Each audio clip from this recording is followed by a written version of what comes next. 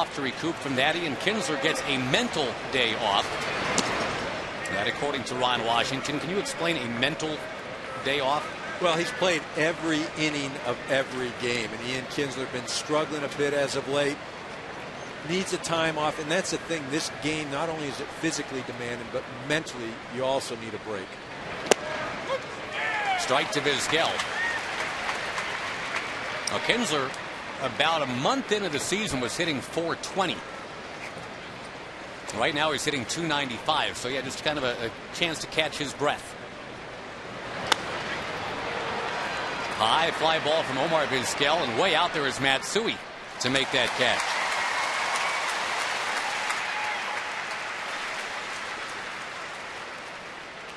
They are battling it for the silver boot. That's what's at stake, and the Rangers have won the boot more than the Astros have. But what's strange, I guess, about that, Eric, is that the Rangers actually have won fewer overall games in this series. And not only do they have more silver boots, they have outscored the Astros by 55 runs. But they're 24-25 for a record. Well, and how about this? The silver boot is finally silver. It used to be crystal until it took a jump. Good night now. So now it's silver.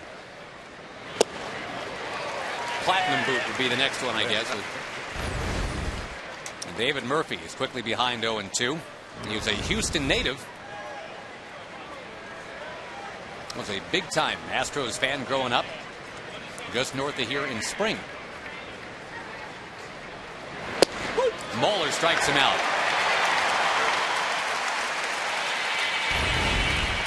Well, that was all about location right there. You see Pudge Rodriguez setting up in the outer half of the plate. Brian Moeller hits his spot right on the corner.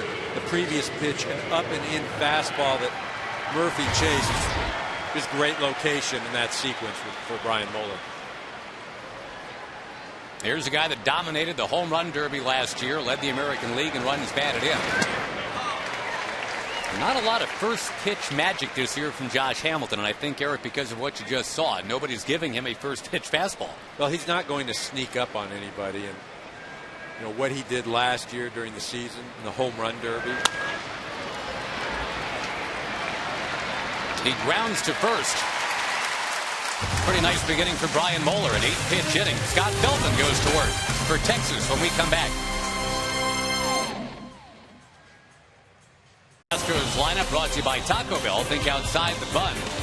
Born Tejada, Berkman, and Carlos Lee. Hunter Pence, who grew up watching the Rangers play in Arlington, and Jeff Blum and Pudge Rodriguez, one of the guys that Hunter Pence watched play in Arlington, Texas, growing up. Scott Feldman grew up in San Francisco. He was a Giants fan, and just happy to have a gig in the big leagues. A guy that was supposed to be a reliever has found his way back into the starting rotation, has been very good of late. And we'll check the sprint pitcher profile for the big right-hander, Scott Feldman. Well, with some injuries, he's found his way into the starting rotation. He's been effective because he's induced a lot of ground balls, kept the ball down in the zone, has a tendency to give up home runs, but not yet this year. Third time means that once guys see him for maybe the third time around in the lineup, they start to get a bit comfortable. That has been what's gone on so far this year. So look for him to maybe go 6, 7 innings, and then Ron Washington go to that bullpen. Bourne only has 7 career home runs, but one of them was against Scott Feldman. And sure enough, what you're talking about, there used to be kind of a proclivity to give up those long balls, and Feldman, as a starter this year, has absolutely kept the ball in the yard.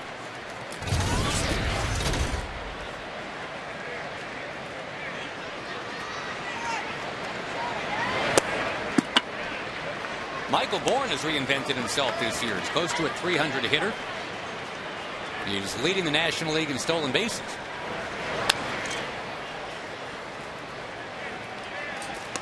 Well, you talk about reinvented himself. What he's done is he's played within his ability. He's using his speed, hitting the ball the other way. Omar Vizquel, who we know and love as a shortstop, he can play some second base apparently too. That's a new one on Omar, but he wears it well. Murphy, Bird, and Cruz in the outfield for the Rangers.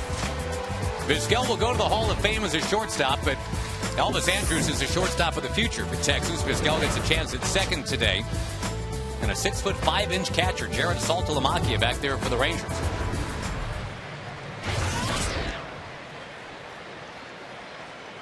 Now this guy was a Gold Glove talented shortstop himself, Miguel Tejada. He drives it to right. Nelly Cruz is back at the wall, and a fan touched it. It's called a home run. Fielding Culbreth is the first base umpire. He's closest to it. And Nelson Cruz is going to argue that the fan reached over, but it goes for now as a home run for Miguel Tejada.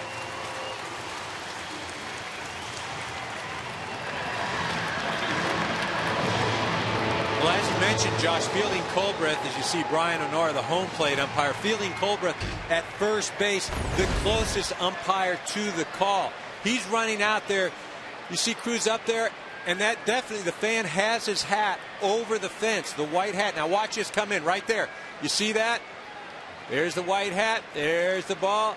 Not sure if he would have been able to catch it, but definitely a distraction. Now there's nothing about a distraction. Well, here's what I'm thinking is that, I mean, what it looked like is the ball hit the very top of the wall, came back. Nelson Cruz never did play it back in because that finger was in the air from fielding Culbreth saying that's a home run. If for whatever reason they decide that they'd like to reverse this thing, where do you put the runner? Second base. Or if you're in your backyard, you have to do it over. I'm going to have to say second base. It's the right call in that it did. It hit the top of the wall and came back in. That yellow line, as we learned last year when the umpires came and talked to us announcer types, that's there really for decoration. For fun. Yeah, that's for fun, too. The yellow line really doesn't mean that much. The review, that's what I'm talking about. You been part of a review yet? This is my first. I'm excited. This will be Ron Washington's first. Somewhere Ed Hockley weeps. You can do this in baseball now. You can go and only on home runs. Right. You can go to the videotape. Now, again, keep in mind the yellow line is there basically for decoration. It is going to be over the yellow line.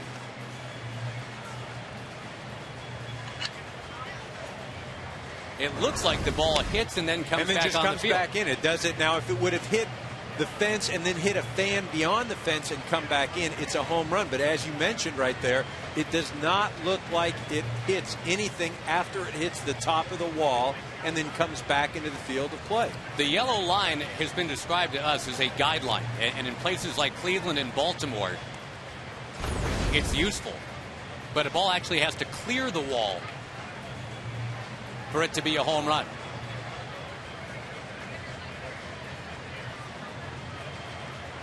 You know, it almost looks like there's a little ridge beyond the yellow line, and maybe it hits the little ridge and then shoots back in. You know, and that's the interesting thing about all the new ballparks these days. There's so many quirks, and every park plays differently. There's no uniform way that, okay, if it goes over this, then it's a home run. And the way ballparks are structured now, it really, as an outfielder, you've got to go out there and look at all the intricacies of each respective ballpark that you play in. This ballpark in particular, especially in left center, it's very confusing for all concerned. That doesn't even take into account the tricked up hill that they've got in center field. So, well, for now, it's 1-0 Houston. Miguel Tejada hitting his 5th home run of the year. Nelson Cruz never did run after the baseball, and had he even thought maybe I should, my guess is, Eric, that was kind of trumped by fielding Culbreth waving that arm around, right, waving that finger saying that's a home run. All right, so let's play a game. What's your guess? What are they going to do? I'm saying second base. I'm putting everything on it. He's going back to second base. Yeah, if I had to guess. You have to guess. Well, then I say second base, too. Here we go. Hoping to be contrarian just because, but Scott Feldman throws 4 pitches in this game. Now he's got to wait a while. He's just trying to stay loose. He's just kind of playing catch with Jared Saltalamacchia. The Rangers have done a nice job of not only not allowing home runs in general this year, but they've been keeping teams off the scoreboard early. That's only the 9th run they've allowed in the first inning of any game this year, if it stands.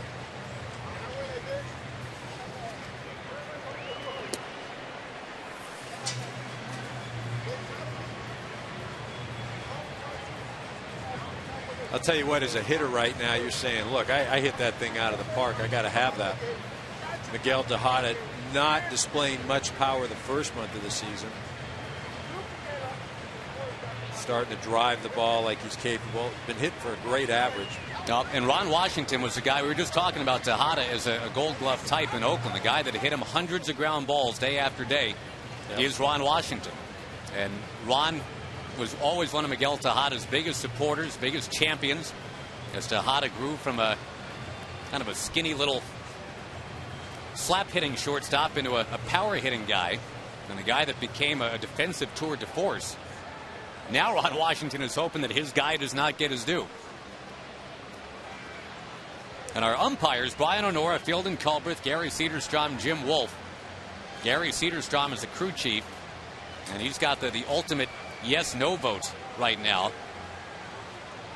Well, I think what they've got to be discussing after watching the replays ourselves is what to do with the runner. I mean, I don't think there's any question that the ball came back into play. It did not appear to hit a fan or anything beyond the fence. But because Fielding Culbreth waved home run, everybody stopped play. Yeah, essentially blowing the play dead, to put it in the football parlance. So I think you're right. I mean, to take this long to look at it, I think probably the discussion is more what to do with Tejada. Where are they going to mark the ball? What yard line? All Tejada knows is he hit that pitch pretty well, and give Miguel Tejada some credit. It looked a lot like the home run that Nelson Cruz hit to win the game last night, and just a few hours later, there's Nelly Cruz in pursuit of that ball instead of being the one that actually hit it. Again, that was a 6-5 game yesterday. The Rangers in 10 innings, a game where the Astros trailed 5-0, and very gamely came back to knot it up, but then Nelson Cruz broke it open with that opposite field home run to really about the same part of the park. You know what was interesting about that home run, too? It was on the inner half of the plate. Nelson Cruz did a great job of keeping his hands inside the ball, strong and powerful. Hit a couple home runs in his last couple of games. Provided the game winner last night for Texas. And for the Rangers, that got them back on the winning track. They had won 7 straight before going to Detroit. They're going to say this is a home run. And now the train whistle blows. And now the celebratory jump. All right, we'll take another look at it. And, you could be right, Eric, with that ridge behind the line. Let's see. I don't know. I mean, it dances on top of that wall, it looks like. The only thing that can be said is that ridge is beyond the yellow line and beyond the wall. It's got to be behind the wall. And if that's the case, then that makes sense. But if that green ridge is right above it, hey, they got it right. Good for them. So now Feldman has allowed a home run as a starter, but it took a while to make sure of it. A 7-minute review delay. And a splintered bat from Berkman. Davis crosses body throw to Scott Feldman covering.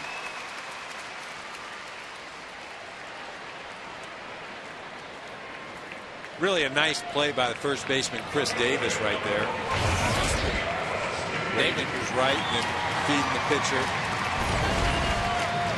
Davis telling us before the game that he had a great conversation with Lance Berkman yesterday when they were at first base together. Yeah, he gets to his right, and the good thing about that right there, Josh, is he doesn't throw it to the base. He throws it to the pitcher.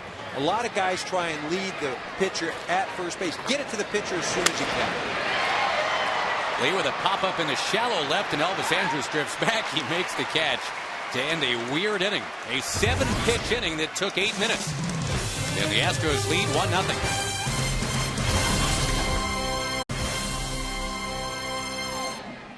Not a lot of certainty about a ball that Nelson Cruz was chasing about 5 minutes ago.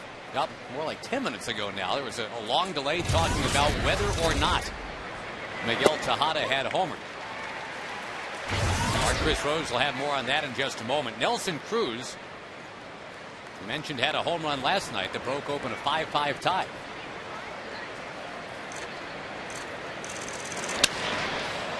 Now Nelson Cruz hits a towering fly ball towards left to his former Milwaukee teammate Carlos Lee. Let's bring in Chris Rose. And Chris, what do you have for us? All right, guys. During the break, in between half innings, I talked to the home plate umpire, Brian O'Nora, and I asked him, well, what did those guys see? And Brian had to hang out on the field while they went back and looked at the replay. They said what happened was ball hit the top of the wall, then it went into the crowd is what they're saying. That would make it a home run. Now, if it hits the top of the wall and then bounces back into the field of play, that could be a different question. But from their vantage point, it bounced and went into the crowd, thus making it a home run. I think we should just keep running that video like the Zapruder film, just back and forth and back and forth.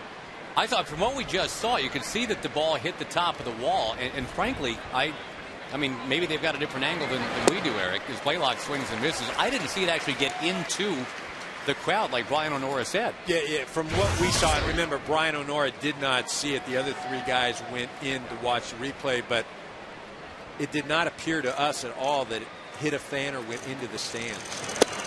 Blaylock trying to check his swing, and on appeal, yes, he did. That's Jim Wolf down there.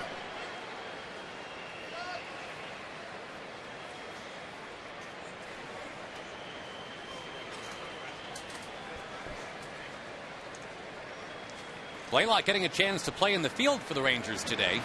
Been DHing most of this year. He tops the ground ball to second base. Chris Davis will come up next. And all right, we'll go back and check it out again. Miguel Tejada slaps it to right. Does it get into the stands?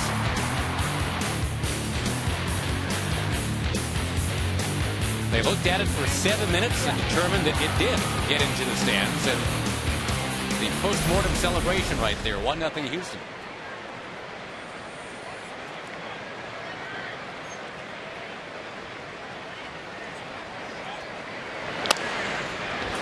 Chris Davis bouncing one foul. And Eric, we were talking just before we went to break about how Davis hitting a disappointing 209. Got to hang out with Lance Berkman for a bit yesterday. He said Berkman gave him some great advice. He said, you know, I know that you're probably looking up there. It says 209, 210, whatever. You got to tell yourself, you know what? I'm the best 209 hitter in baseball right now.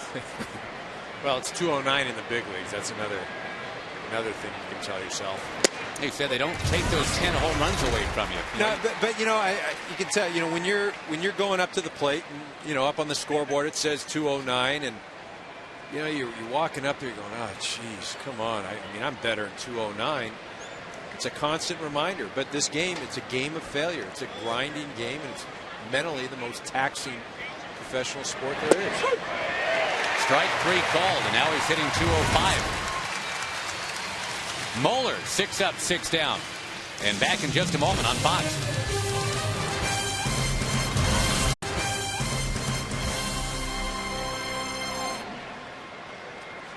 Careful checking those lineup cards. That kind of undid the Astros just the other day. Hunter Pence definitely batting 5th for Cecil Cooper today, and definitely leading off the bottom of the 2nd inning. The Astros have a 1-0 lead on a somewhat controversial home run. Feldman scrapes the corner here to Hunter Pence, who was drafted by the Astros and then 5 days later signed his pro contract when the Astros came through Arlington for this very series, the Interleague Series. Hunter Pence went to that game as a fan that night, having signed his Astros contract just hours before. Now here he is playing in the Lone Star Series instead of observing.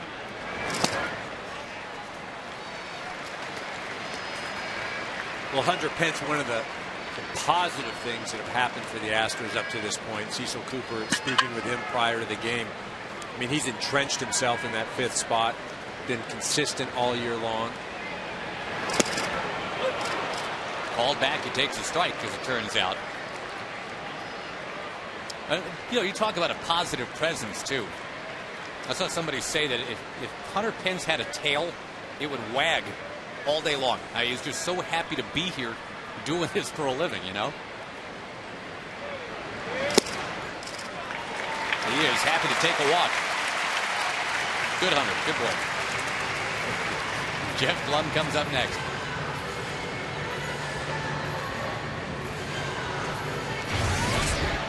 The Astros started 1-6 this year, and in losses 5 and 6, they got shut out in both of those games. Things have gotten a lot better since then. And it does appear to be a wide open National League Central. Runner goes. Saltalamacchia throws. The tag is in time. Got him. Elvis Andrus reaching across and got his man.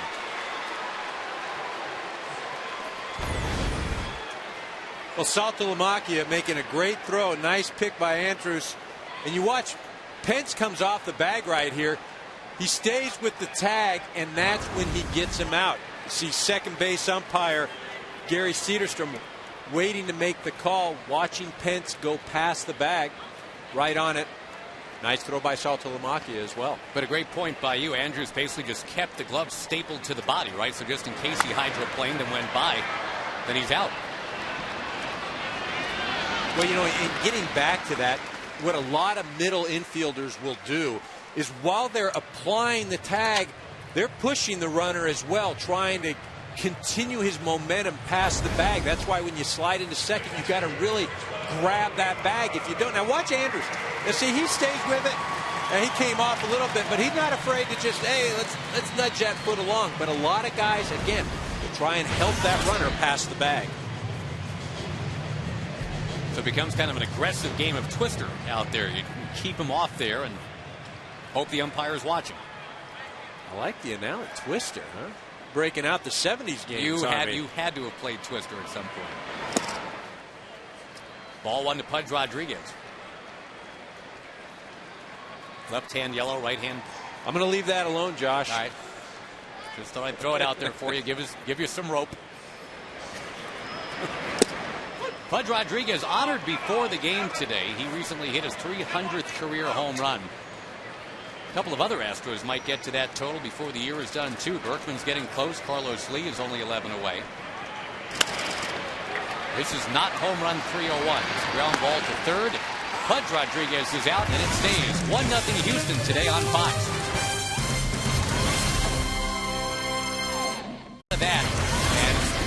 I would think if you're a Texas Rangers fan, you're used to that. Pudge Rodriguez for years led the American League in caught stealing percentage. Before that, Jim Sundberg was usually right up there in that department. Saltalamacchia last year at one point, Eric, was 1 for 24 throwing out opposing base stealers. So suffice to say, he's made an adjustment here in 09. Well, a real credit to him coming to spring. Going to send one way up in the air here. Miguel Tejada's got it. We'll get back to Saltalamacchia in just a moment. It's time now for the Bank of America Fan Cam. Want to show the world it's not like, it's love. Get MLB banking only from Bank of America. Chris Rose, ladies and gentlemen. Clang, clang, clang went the trolley or some such. What you got? I'm like Bobby Bacala's character. I like playing with trains from Sopranos. So this is, I guess next door is Union Station. They run all the trains. They used to have train tracks running through here at this property. So they have the train up here. I'm in left center field. I got a great view of the game. It's pretty cool up here, I got to tell you. Elvis, hit one up here. Come on. What is that cargo that you're hauling? I guess those would be oranges, right? We are in Minute Maid Park. So. Yes, those would, and they are larger than Barry Bonds' head. Is what I can tell you. I gotta believe you are one of the best dressed train conductors I've ever seen. Hey man, we're taking the game. It's like Connie Mack. Let's wear suits in the dugouts. That's what we do. Andrew's a ground ball to short, and I'm sorry, sir, you didn't get your requested home run up there. That's all right. You know what? I am hopeful in interleague play that the pitcher can deliver. Well, Scott Feldman is about to bat now, and he is on record as saying the one thing he wants to accomplish in his life. It's on the bucket list as a big league player. He wants to hit just one that leaves the yard. Now, unfortunately, he's a lefty swinger, so you're probably out of luck here. But. Hey, listen, if Pujols could get it up this direction, then maybe Feldman can. We're starting the Feldman 09 campaign today. Well, that's a huge maybe, but... Okay, yeah, that's not going to do it. No, well, he was 1 for 3 last year, Chris, if that helps. Yeah, I heard it was a bunt single. What was it? No, right down the line at Shea Stadium, which no longer exists. Outside to Feldman. Now, if they're going to pitch him outside, Chris, towards that outside corner, he can muscle one out your way. Yeah, I don't think so. All right, guys, I'm going to walk back and do some work. All right, nice chatting with you. Thanks. Next stop, behind home plate. 1-2 the count now. And the locomotive, one of the cool accoutrements here at this facility. This is not your father's Astrodome. Way to drop out the verbiage right there. You like that? I like it. The bucket list still is in progress here for Scott Feldman, the comebacker. 9 up, 9 down for Brian Moeller. 1-0 Houston. On top, and Scott Feldman, a guy that actually was drafted after his freshman year of college by the Houston Astros, but did not sign. The Astros made him a draft and follow, did not sign him. He went back into the draft the following summer. The Rangers scooped him up in the 30th round. And here he is in the Rangers rotation. All of a sudden, and you talked about this, Eric, pitching, which used to just be the death of the Texas Rangers, it is actually a strength. Well, I think a lot of it has to do with Mike Maddox, the new pitching coach for the Rangers. Pitching to contact, that's what they're asking guys to do. There's some contact right away from Kaz Matsui. We'll get back to that topic in just a moment. First, let's get to Cecil Cooper. We talked to the Astros manager just a moment ago about his pitching. Brian Moeller in particular looking real good so far. Well, you know what? Brian is a command guy, and he's a veteran. He knows how to get it done, and when he's throwing like he's throwing right now, he's going to be tough to handle. He's able to spot his fastball, use his slider, and also use his changeup, and every once in a while he'll even give you a cutter. Coop, talk a little bit about the exciting play of your young stars, Michael Bourne and Hunter Pence. Well, I'll tell you what, those two kids have been probably my most consistent players. Was hoping, when they came into this year to see some growth and some maturity, and we've seen that. They've both been very consistent with their bats, and their defense has just been outstanding. And you know what, they're two really good kids that want to play every day, and that's kind of what you want with your young players. Coop, thanks so much for your time. Appreciate it. All right, guys. Thanks. All right. Feldman to Moeller for a strike. And the count 1-2. Houston is 18-22 right now. 7 games back in the NL Central. Moeller puts it in play. And Scott Feldman, again, the only run so far. That home run by Miguel Tejada that was reviewed. Went to the replay over that one. But Eric, getting back to the whole pitching and defense thing that is now very much about the Texas Rangers. Everyone saw last year what happened when a young team improved its pitching and defense. Tampa Bay did it and went to the World Series. And as Rangers GM John Daniels has said, the notion that you're either young or contending has kind of been disproved now by Tampa Bay. You can do both. You can do both. And I think for the Texas Rangers, it emanates from the top. And that goes with Nolan Ryan, who challenged some of the pitchers, get in shape, take the ball, want the ball, go 6-7 innings. The hiring of Mike Maddox. They had 2 special camps this winter in November and January for the pitchers. And it really just changed the mindset, emphasized pitching. There's Nolan right there. And it's obviously translated into success because this team gets the ball, they go out, they throw strikes, they involve their defense. And that's one of the reasons they're in first place right now. And it's funny because obviously Nolan Ryan is the all-time strikeout king in this sport. He was all about avoiding contact, but what he sees working, and he's been absolutely right, is go ahead. If you've got defense behind you, go ahead and hit a bat. Well, and you can avoid contact when you're throwing 97 miles an hour in a good off-speed pitch. There's Mike Maddox right there, came over from the Milwaukee Brewers. But again, it involves your defense. It keeps guys involved, staying in the game. They're going to make the great play. They're not just standing around out there. Shattered bat. Elvis Andrus scoops the baseball up and gets a speedy Michael Bourne.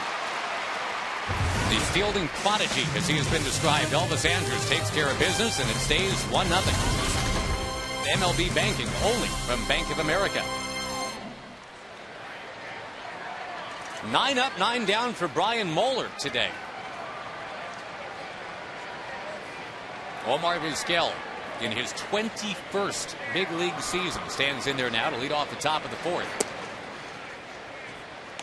A lot of movement on everything Moeller's been throwing today. You know, and it'll be interesting to see the second time around. This Ranger ball club very aggressive in their approach the first time through. Didn't take a lot of pitches, swinging at a lot of first pitches. You know, and that's something that got them in trouble in Detroit, where they were just swept. Winning didn't work counts, and for every good offense, there's something behind it. It's not just hitting home runs, it's a plan. The work the count mentality did not show up these first 3 innings. You're right, Moeller needed only 25 pitches to get through 3 innings. Moeller finally going to a 2-0 count to Vizquel here. Now it's 2-1.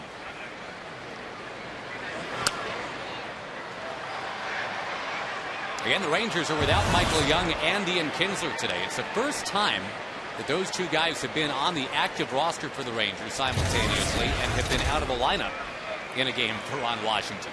If you're a Ranger fan, you've never seen, unless one of those guys was on the DL, you've never seen both of them sit. And different reasons today for doing so. Again, for Michael Young, though x-rays were negative, we're told, it was a sprained foot suffered last night as he went awkwardly back to first base. Ian Kinsler just needed a day off, said manager Ron Washington.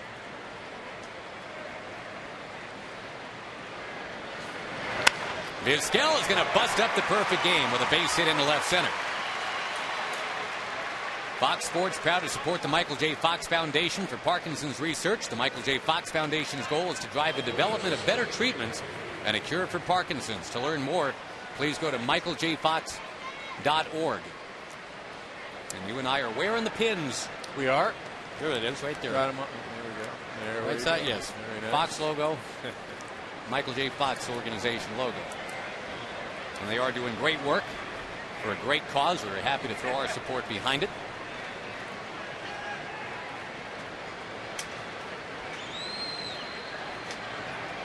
Vizquel goes, and David Murphy throws the bat at the ball and fouls it.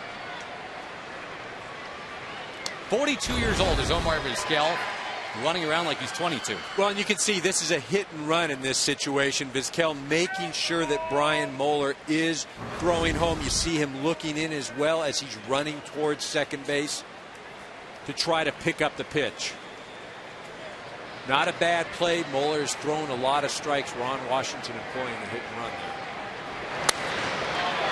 Now Murphy trying to dump it into right, but on the run, Hunter Pence has got it.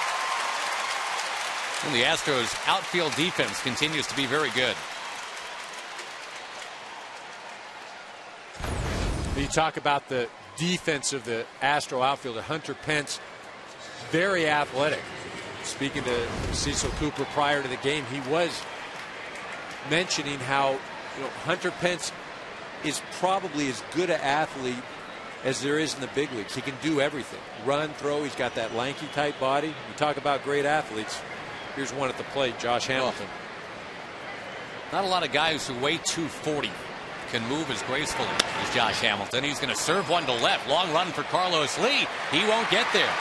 Vizquel takes a turn and goes to third, and Hamilton steamrolls into second base with a double. As we're talking about the grace of Hamilton, Carlos Lee's body doesn't move quite that way in pursuit of this ball.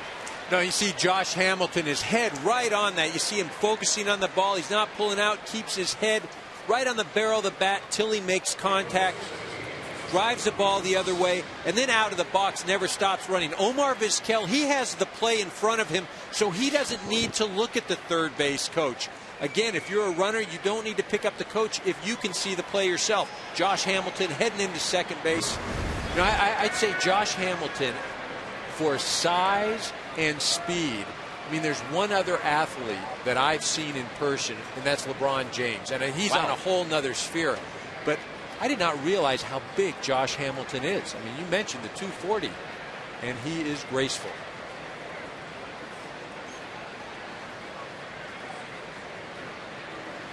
Here's another big guy with athleticism, Nelson Cruz.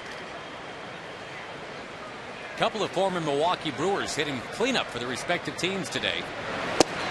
Carlos Lee for the Astros, Nelly Cruz for the Rangers.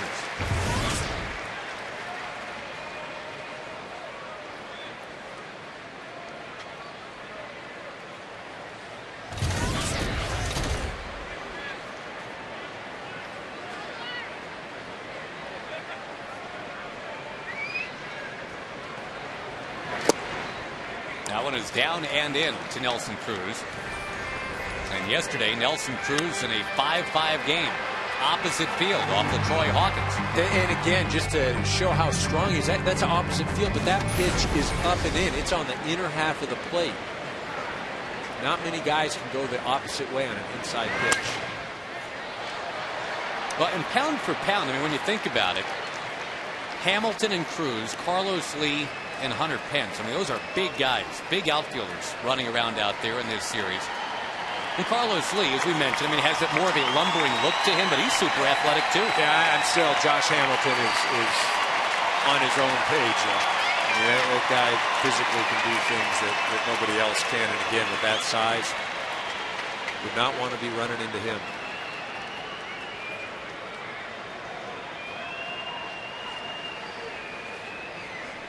The 1-2 from Moeller. He's going to miss 2-2 with Blaylock on deck.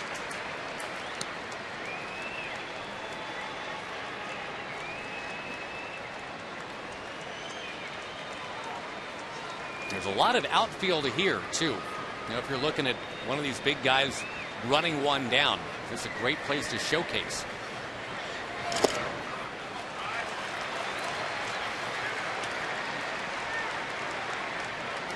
Well, here you've got a 3-2 count right now. Nelson Cruz up with first base open. And this is where, as a hitter, you've got to be very disciplined. And you can't anticipate Moeller's just going to throw a strike. I'm looking at something maybe on the outer half of the plate, the breaking ball, or in off of the plate with a fastball.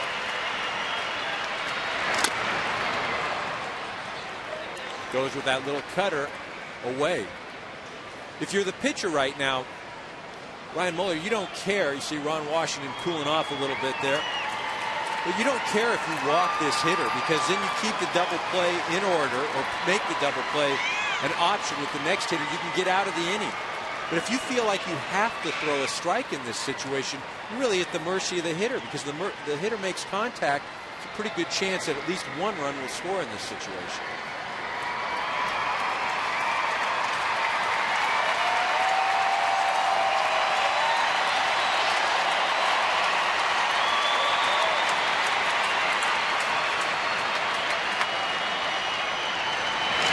Nelson Cruz turns on it and jerks it down the left field line. It is gone.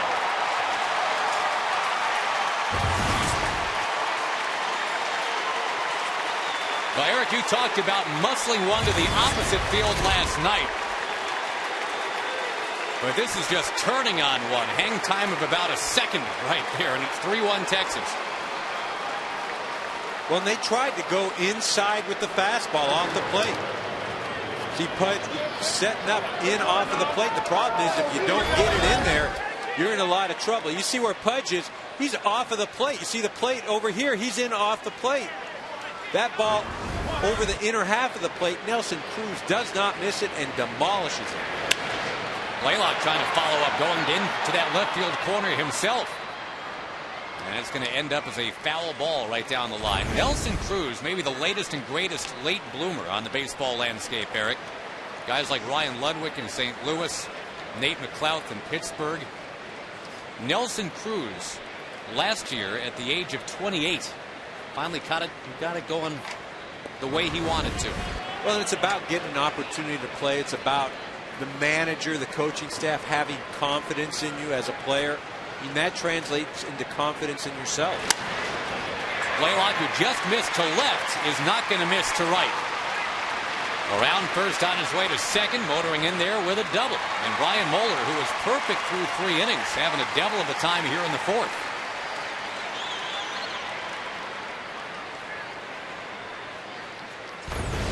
There's that aggressive Ranger style of hitting that you're talking about. Well, in the upper part of the zone, and you know, this is the second time around for this Ranger lineup seeing a guy like Brian Moeller. Brian Moeller does not have overpowering stuff. You see Hank Blaylock running into second. Moeller doesn't have overpowering stuff. He doesn't have that one great pitch, whether it's a 96-mile-an-hour fastball, a great slider. So if you see him a couple times, you're going to be more comfortable. You will have more success. You couple that with the fact that he is missing his spots, you have a 3-run inning with a runner on second base.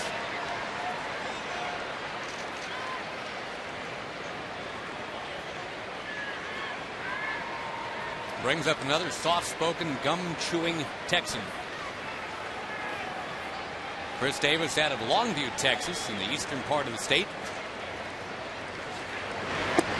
He says it's probably about a 70-30 split in Longview, Rangers fans to Astros fans.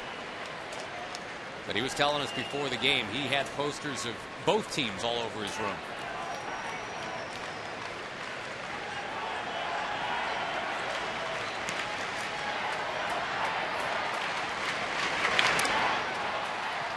One of his prized possessions, his Pudge Rodriguez memorabilia. And how cool is it for Chris Davis? Come up there with Nolan Ryan watching this game, by the way, from about 2 rows back. And that's his boss. Now he settles into home plate, and there's Pudge. And there's Nolan.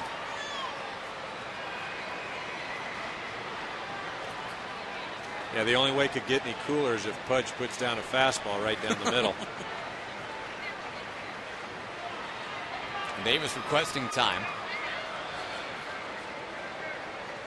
Davis's very first big league hit was here in Houston last year, about a 40-foot single up the third base line.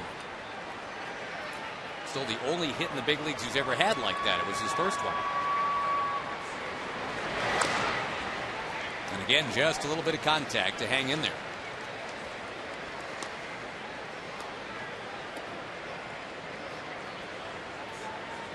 With Davis's power, you don't figure this guy to be the 40-foot single hitting type. No, he's not the single hitting type, but the Rangers would like to see him make a bit more contact. Been dragged down by the strikeout. Here he found himself 0-2. And now 0-3. The strikeout from Moeller, he needed that. Time for a direct TV game break. Let's bring in Chris Rose. All right, Josh, we have lefty on lefty crime in the Bronx. It's Raul Ibanez, his major league leading 17th of the year. He leads the NL in ribs, top 4 in batting average. I smell Triple Crown. It's 1-1 in New York in the 4th. Remember, follow your favorite out-of-market team, only on DirecTV. Guys? What a pickup Ibanez has been, huh? Well, he really has. I mean, and then going from hitting that in the expansive Seattle Mariner Park, tough to play, tough to hit there, going to Citizens Park, one of the best offensive parks in the game. Jared Saltalamacchia's first big league home run was there. He hit it off of Cole Hamels.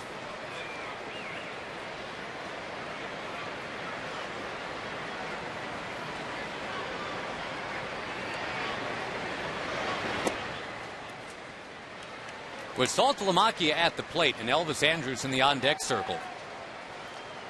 Well, those are 2 of the 4 guys the Rangers acquired from Mark Teixeira. And they love the 2 guys that we're not able to show you right now. Got Matt Harrison, one of their better starting pitchers right now. And a prospect by the name of Neftali Felice, who's supposed to be the key to the whole deal. He's not even here yet. The Braves have a history of trading so well. But I mean, right now it's a TKO on that deal going the other way. The Rangers were not going to re-sign Mark Teixeira. The Braves couldn't even re-sign Mark Teixeira. Saltalamacchia, Andrus, Harrison, and Neftali Felice.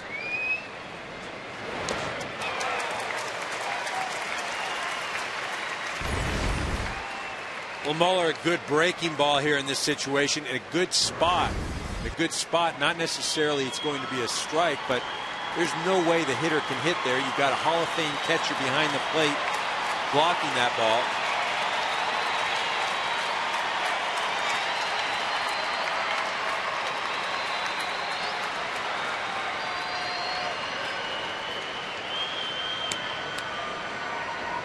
Been a long inning for Brian Moeller.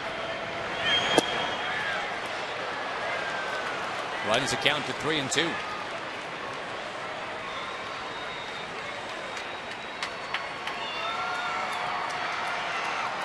Saltalamacchia has only walked 9 times this year. He's one of those hyper-aggressive hitters that the Rangers have.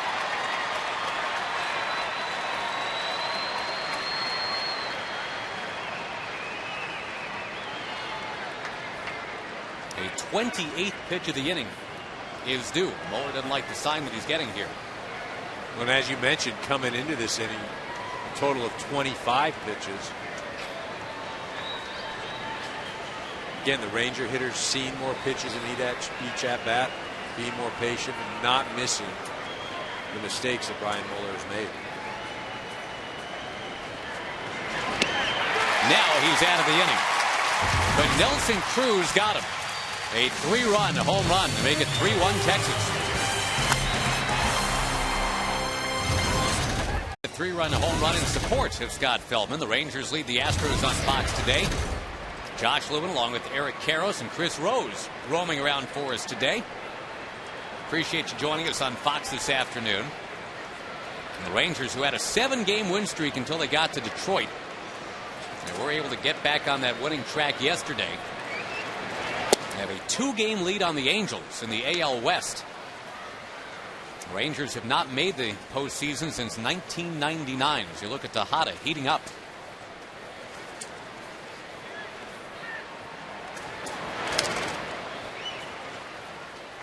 If you missed it, first inning, Miguel Tejada. Was it or wasn't it? Home run number 5.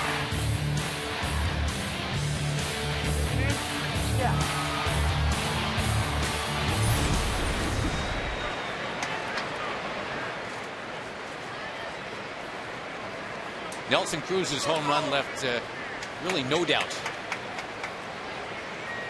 A thunderclap to left field. And Miguel Tejada certainly capable of the same thing.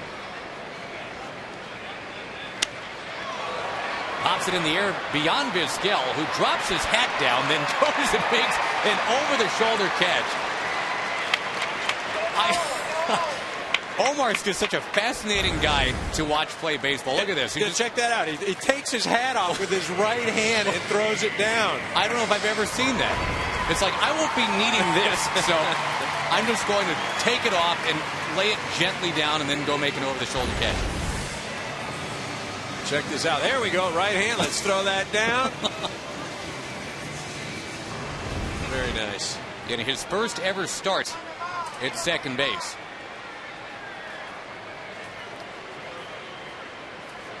Not hurting for style points. Here's Omar Vizquel. There's ball 1 to Lance Berkman.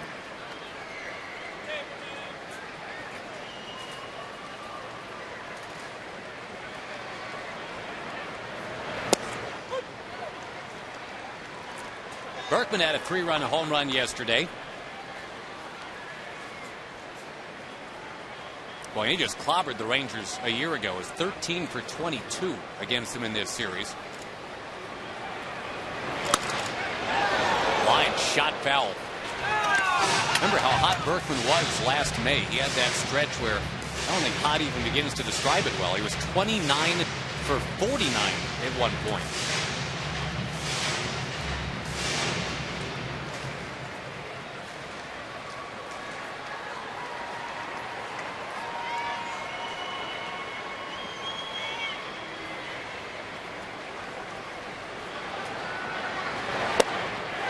Did he? Yes, he did. Feldman with the strikeout. And Ron Washington, the Rangers manager, stopped by and chatted with us a moment ago following the Nelson Cruz home run. Yeah, he's getting better every time he goes out there. And I think the last 2 days in Detroit, he started putting some good at-bats together. And he brought it on over here to Houston, and I'm so glad he did.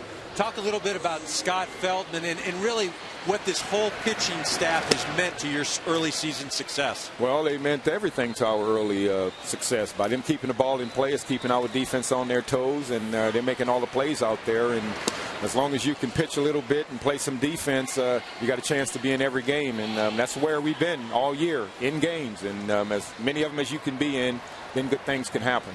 For you, Ron, it's got to be such a pleasure because of the attention to detail and everything you put on defense. To see these guys catching the ball so well, you got to feel real good about that. Well, I really do, and I think all the credit go to those guys because playing defense is a pride thing. You know, you got to want to do it, and it has to be a mindset. And I think they realize if you can catch that ball, you can get off the field a lot earlier, and we are able to get up in here and do what we do best, is try to put runs on the board. So I'm very happy that they've bought into it, and they're taking pride in playing defense, and I love it. Thank you, Wash. Thank you, Josh. Bye, man. All right. Carlos Lee, a base hit into left. And, yeah, it strikes me, Eric, that it had to just kill Ron Washington. I mean, this is a guy, and because you played for him for a year in Oakland. He was the coach that was in charge of making sure the infield caught the ball and did what they were supposed to do. For the Rangers to be dead last in fielding percentage on his watch, and that happened for a couple of years. I would think that's like being in charge of a musical theater production if you're like a really good singer, and then all the reviews are, well, it was a good show, but the singing was just terrible. Yeah, you know, and again, for Wash, he's always emphasized defense, and you see where they rank fourth in the American League in fewest errors. But you know, if you just need to understand how important defense is, I mean, you just look at the Rangers this year, 15 errors in April. They were 10-11. You know, they've cut that down this month. They've gone 14-6. Only 6 errors this month. I mean, it's no coincidence that you limit the errors, you're going to put wins on the board. You know, and you couple that with the great offense. You see Omar Vizquel. The rest of the guys out there. But they've bought into it. They go out, they work on their defense. And once they see the early returns, the success they're having in winning games, then they become believers. High drive, Hunter Pence. But Nelson Cruz is there. And it stays 3-1 Rangers over the Astros on Fox. Hey, Taco Bell. We've been talking a lot about the Rangers' reversal of fortunes here from 2008 to 2009, talking about pitching and defense. Good defense makes better pitching, it can be suggested. And this guy right here, he's 20 years old. He is the youngest position player in the majors. Elvis Andrus, I'd suggest to you, Eric, is a huge part of why the Rangers have turned north in the standings. Well, there's no question. His ability at shortstop. I believe Darren O'Day made a comment the other night. Looks like he's playing 10 positions at once because everywhere you turn, he's right there. Everything's Elvis. Yeah. The Rangers have a really interesting dynamic. They've got the oldest and the youngest position players in baseball at the same position, short.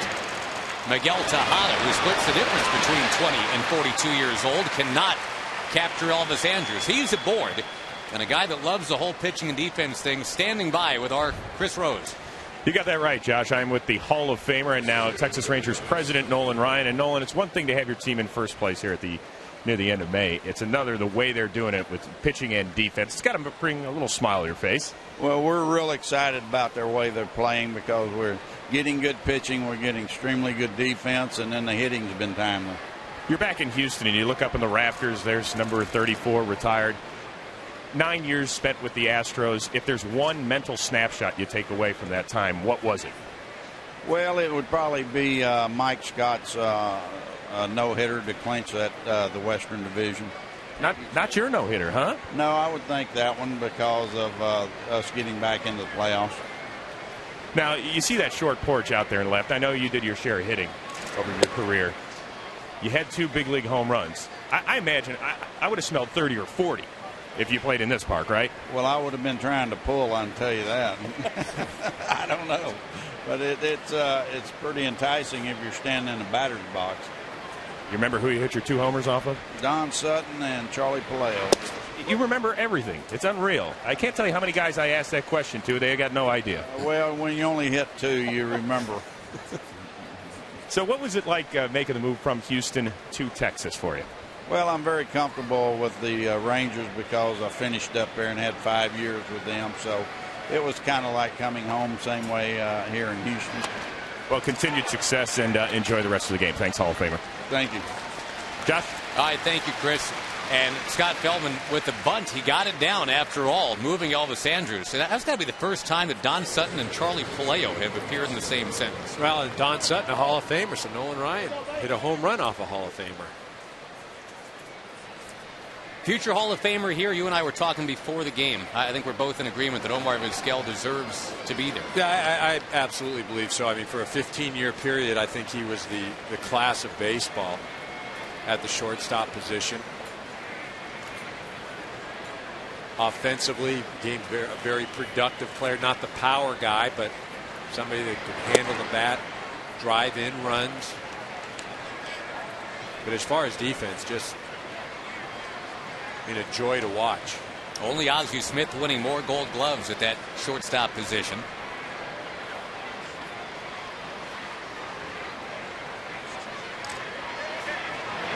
Omar wrote in his own autobiography several years ago that he doesn't think that anyone can play shortstop in the big leagues after the age of 37. And he's 42 now, and he's still playing that position beautifully. Well, and he thinks that he could still play. He physically feels like he could play every day. I mean, the opportunity isn't there, and he understands the situation. But physically, he thinks, hey, look, I can still perform at the big league level night in and night out. Yeah, and he's still doing that. Base hit, left field. Carlos Lee kicks it. Elvis Andrus is going to come around to score.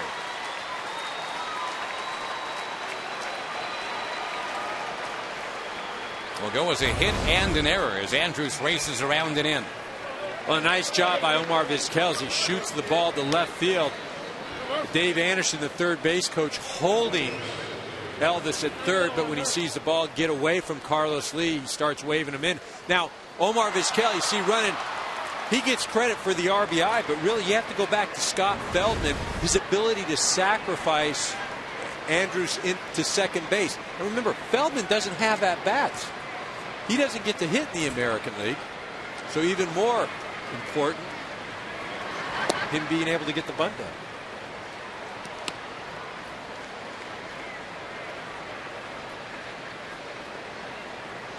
So the Rangers have scored the last 4 runs. They lead 4-1. Remember, they won yesterday in extra innings.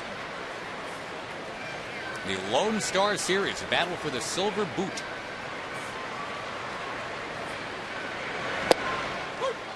Strike on the corner to David Murphy.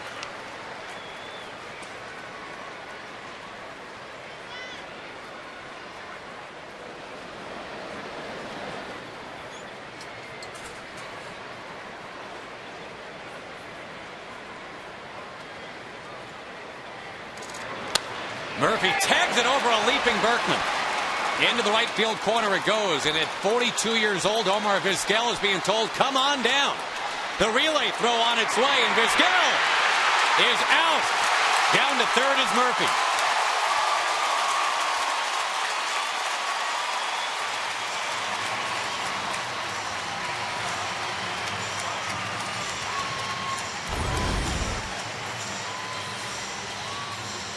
Well, a nice job by Hunter Pence as he runs down the ball in the corner.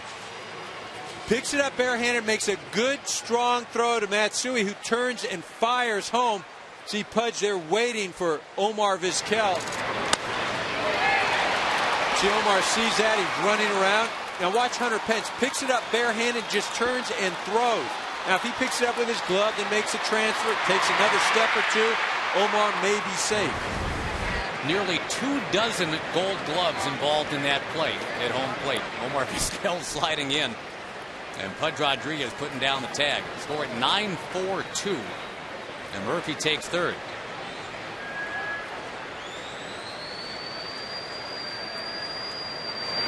Hamilton, first pitch swinging. A bouncing ball to Berkman.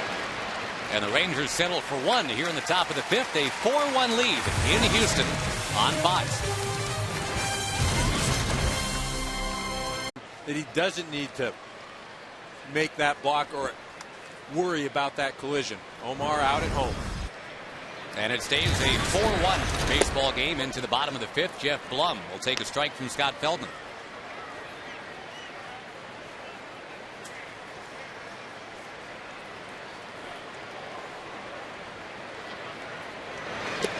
These Houston Astros trying to reverse a negative trend. This is a team that had 92 wins in 2004 and then went down to 89 the next year, then 82, then 73. They swung the pendulum back last year. 86 wins and very close to grabbing that wild card spot a year ago, but really they were undone by Hurricane Ike. Until the Storm's approach, they had won 14 out of 15. Then the damage, the dislocation, the chaos, the relocating of the series against the Cubs to Milwaukee. And that was pretty much the end. 2 days of playing the Cubs in front of a partisan crowd that had driven up from Chicago. They managed, 1 hit in 2 games, and it was all downhill from there. Yeah, this year just have not been able to get on track. Lance Berkman, statistically okay, but not Lance Berkman-esque year yet. Blum sends it into shallow right. This time Omar Vizquel keeps his hat on and makes the catch. Today's Gillette Power Trivia question. That's somewhat random. Can you name the big league player with the most career interleague errors? It better not have anything to do with anybody broadcasting today. Well, that's all I got to say. It's not me. Gonna wear the truck. You were known for your defense, son. That can't be you. Better not have been me. All right, we'll find out soon. I doubt it's Pudge Rodriguez, owner of 13 Gold Gloves.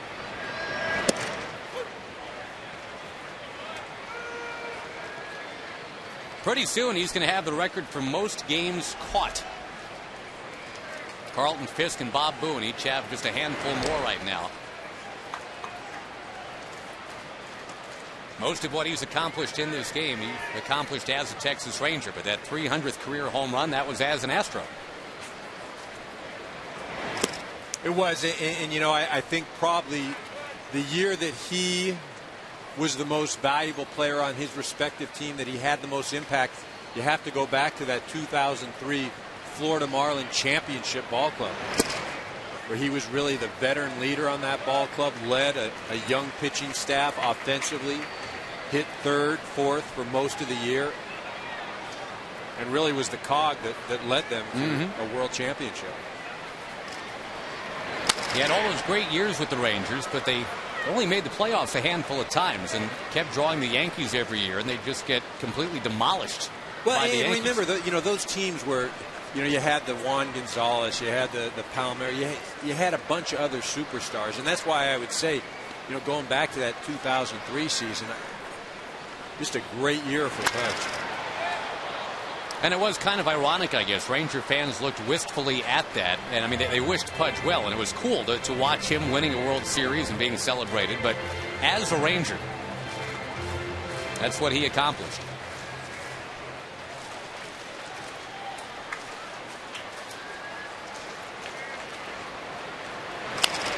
In looking at those numbers and the consistency that he had, I think what makes it even more impressive that he did it playing in Texas with the heat and the way, playing a demanding position as catcher. And for him to put up those offensive numbers, he is a definite Hall of Famer. A position that takes such a toll on you. And I misspoke earlier. He's not yet 40. He's getting there, but he's 38. But yeah, as a 34-year-old, he flirted with the batting title much of that season. In 2004, broke Johnny Bench's record for most Gold Gloves by a catcher that year. That was your guy growing up, right? Johnny Bench? Johnny Bench. Pete Rose. Big Red Machine. Big Red Machine. Tim Burdick getting ready in the bullpen. I thought you were a Southern California guy. Why were you a Big Red Machine guy? I was a Big Red Machine guy. The rest of my family were big Dodger fans, and that was a big rivalry. So naturally, I had to go against what everybody else wanted. That somehow doesn't surprise me. Chris Rose, anything to add? Yeah, I think it's weak. Southern California, root for your own team out there. Don't root for Ohio teams. Chris Rose reporting. Well, the Cavaliers must have won last night, right? Could you hear me scream from down the street? Yeah. Was that you? Twice. When Turkoglu made that shot, yeah. When Orlando made that shot, you screamed, and then again you screamed when LeBron saved you. Yeah, here at the ballpark, that's what all the players were talking about when they came here. They were like, "Did you see the shot by LeBron last night?" I was like, "Yeah, I heard something about it." They were all witnesses. Another foul ball. Pudge Rodriguez, an 11th pitch at bat here against Feldman. We'll get back to Chris Rose in just a moment. The DirecTV game break in just a sec. Boy, 6 straight foul balls here from Pudge Rodriguez.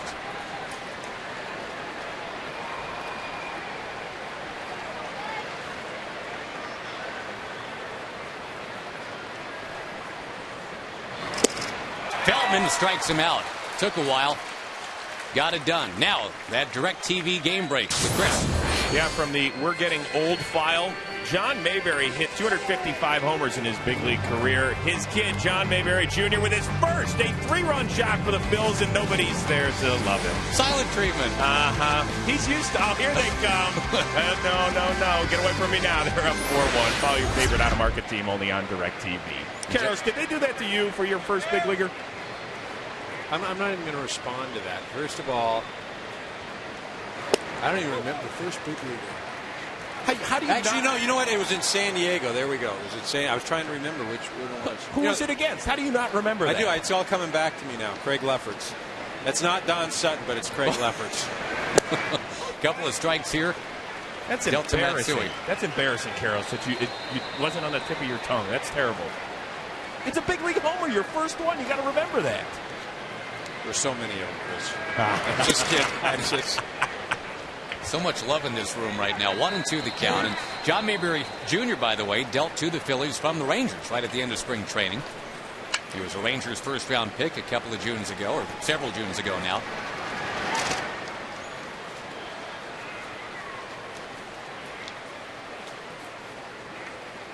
EK, if you could tell me who your 2nd through 11th big league home runs were against. Now we got something. I thought you'd remember your first. The first was in San Diego, hometown.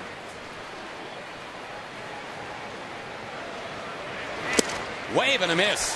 Feldman strikes out Matsui, and it stays 4-1 Texas at the end of 5 on Fox. Comedy from the director of Old School in theaters everywhere June 5th. Nelson Cruz is responsible for this 3-run Texas Ranger lead. It's a 4-1 ball game into the 6th.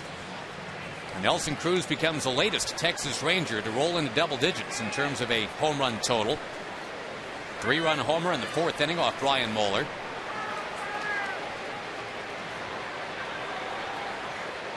Nelson Cruz was released by these Rangers last March. Any team in baseball could have had him, but he cleared waivers. And now looking to clear the wall in left. Nelson Cruz has done it again as he pounds one off the facing. And it's 5-1. He's got 3 home runs his last 4 at bats now, going back to late last night. And the Rangers are awfully happy that nobody claimed him on waivers last March. Well, this ball just out over the plate.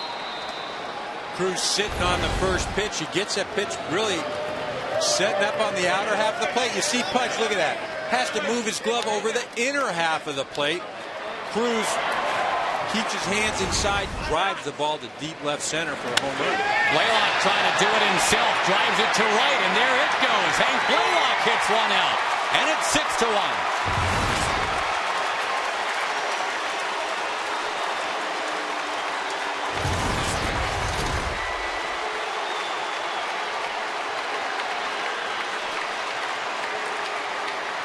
Homers on back-to-back pitches. And as we talk about the Rangers and why they're winning, we go on and on about pitching and defense. Well, there is also this.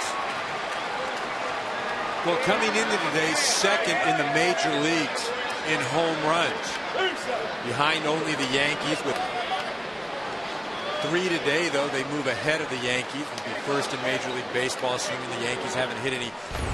But, you know, I go back to, sure, Hank Blaylock hit it, but again, you look at where Pudge is set up on the outside part of the plate, and he's going with his glove over the inner half. And that's what happens at the big league level. When pitchers make mistakes, good big league hitters make them pay. You see what the Rangers just did in both of those situations with Cruz and Blaylock. Don't hit your spot, you hit it out of the park. Pitching change.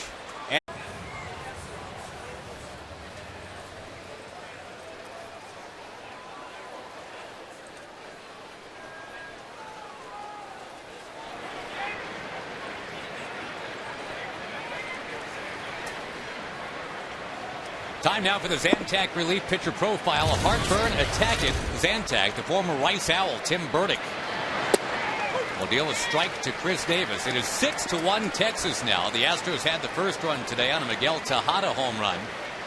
The Rangers a flurry of home runs since then, including a pair from Nelly Cruz. Davis serves it to third. There's the first out of the 6th inning. Let's go back to the home runs on back-to-back pitches here in the 6th. Well, it's all about location. You look where Pudge is set up. He's on the outer half of the plate right there. Look at that glove moving to the inner half. Completely misses his spot, does Brian Moeller. And because he doesn't have great stuff, Nelson Cruz crushes the ball. Again, look at my man. He's outside. What happens? Boom, look at the glove going to the center. Misses his spot.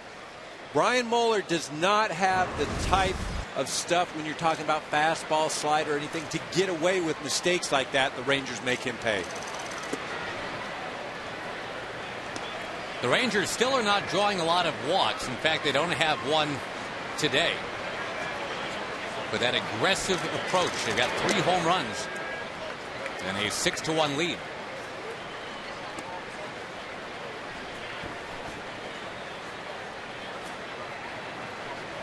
Well, and mind you, I mean, remember this Ranger offense is doing it without Ian Kinsler, without Michael Young. I mean, 2 important cogs in this offense. Yeah, Hank Blaylock there. The 1 and 2 hitters in the order most times for Ron Washington. Again, Young with a sprain of his foot being held out today. He's hoping to play tomorrow. Ian Kinsler being given a mental day off, according to manager Ron Washington. And if you watch the game yesterday, you could probably even see it. Ian Kinsler just kind of looked like he was pressing a little bit. You know, as a young player, though, you never want a day off. You feel like, I've got to play every day, every game, every inning. And really what Ron Washington is doing as manager is he's saving Ian Kinsler from himself. You don't realize it as a player, but look, you don't need to play every game. You're going to have your at-bats. And to take a day off here and there, you know, physically it helps, but mentally it is so refreshing. You come back the next day, you're rejuvenated, you're ready to go. And Ron Washington is a former player, is a coach, is a manager now. He knows that. Young players have to learn that. Ron spent some time playing in Baltimore and got to know Cal Ripken Jr. very well. In fact, Cal at one point played in 8,200 innings in a row, and when he finally sat, it was Ron Washington that went running out there. So he knows that there are exceptions to that rule, but I mean, there's only one Cal Ripken. I don't think this game was going to hinder Ian Kinsler's ability to break Ripken's streak.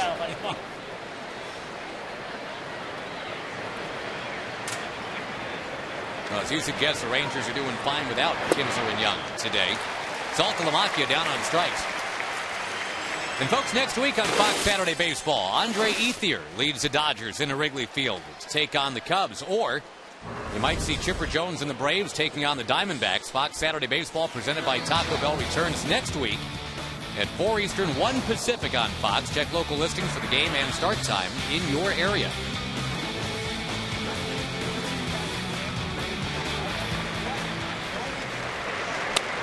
Andrews with a foul ball. The Dodgers, by the way, at 29-14. And yes, the last several games have been without Manny Ramirez, but they seem to have enough left over to be just fine. Well, and you know, you talk about Michael Young and Ian Kinsler not playing today, guys coming in and them being able to still score runs without those 2 important players. Well, the Dodgers are much the same. The depth in that ball club, their bench, the team that Ned Colletti has assembled. Joe Torre sits regulars just about every night. 2 guys here, a guy here, giving guys days off. And the people coming in have played well and allowed the Dodgers to succeed. On the ground is short. Rangers are done hitting here in the top of the 6th, but they opened up with back-to-back jacks. It was Nelson Cruz and Hank Blaylock taking them out. It's 6-1 Rangers. Is our Flomax replay. The ball hit by Miguel Tejada, pursued by Nelson Cruz. This went to a booth review. And they ultimately decided, yep, home run. Number 5 this year for Miguel Tejada. Scott Feldman continues pitching for the Rangers, and, well, that hit that he allowed to Tejada, one of only 2 hits he's allowed all game. Edwin Masonette to pinch hit right now, so pitcher spot in the order due. And Scott Feldman, who last year was not supposed to be a starter, ended up being a starter and was probably the Rangers' most consistent starter. This year he got squeezed out of the rotation. From out of spring training, the Rangers went with the veteran Chris Benson off the top. Benson got hurt, had to miss a start. Feldman stepped in, pitched well. Then did it again and again and again, and here he is. So look at Wesley Wright in the Houston bullpen. But you hear so many times stories about guys getting opportunities because of injuries or somebody getting a day off and then them taking that opportunity and running with it. And that's what Scott Feldman has done. And he's really anchored this staff. He's been reliable. And Chris Benson's become like the Wally Pipp of number 4 starters. I don't know if I'd throw these two in the same. I don't know if I'm watching Lou Gehrig pitch right now, but the point is, you snooze, you lose. Yep. Benson couldn't make a start. Feldman takes the ball, and number of runs he's allowed his last 5 starts now. It's been 3, then 2, then 1, then a couple of zeros, and now a 1 again. Well, it'd be interesting to watch him right now, or this inning, next inning. This is when Ron Washington has said that where Feldman runs into a little trouble sometimes. Not a lot of trouble yet for Feldman. He's got that 2-hitter still going. All right, back to our Gillette Power trivia answer. Most career errors in interleague play. You got a guess? No, it's Miguel Tejada, ladies and gentlemen. 34. Really? Oh, man, that's wow.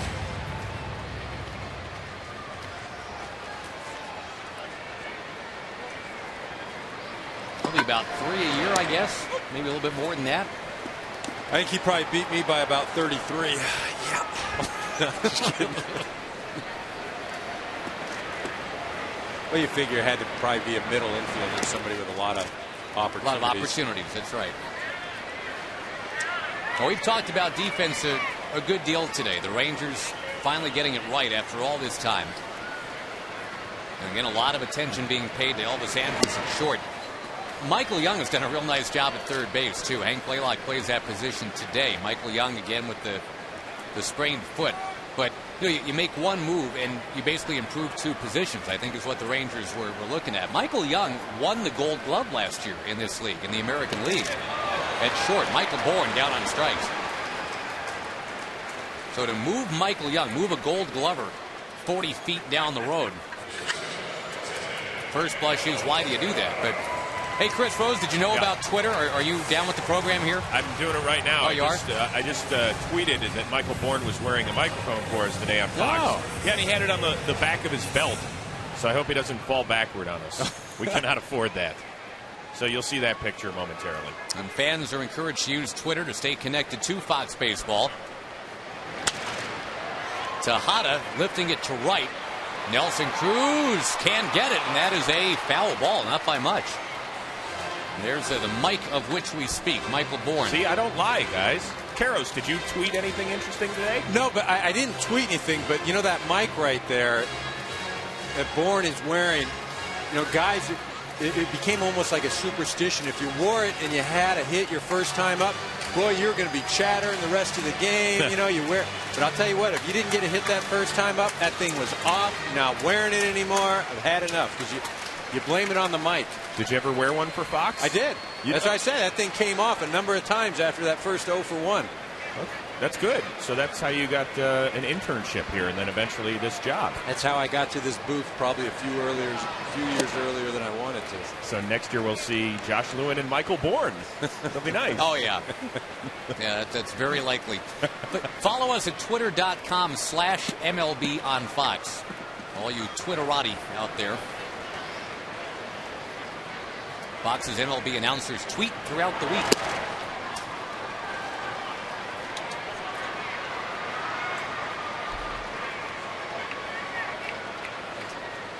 Lance Berkman, who spent some quality time with our Chris Rose before the game today. Of course, it's always quality time. I was going to say, is there anything other than quality time? If you spend it with Chris, no, it's all real good. Miguel Tejada has 2 of the 3 Houston Astros hits today. And with Berkman coming up, and you mentioned it, Eric, I mean, as well as it's gone so far for Scott Feldman, that third time around when the hitters can start to make an adjustment or two, that's when Ron Washington knows, all right, got to be at least getting the radar ready, get the antenna up. You have to be ready, and probably Feldman gets a bit more rope right now because he's been staked to a 5-run lead. But with one swing of the bat, Berkman can make this a 3-run ball game. And yesterday, with the Rangers seemingly in command, it was 5-0, as a matter of fact, in the 6th inning. Berkman walloped one off of Derek Holland.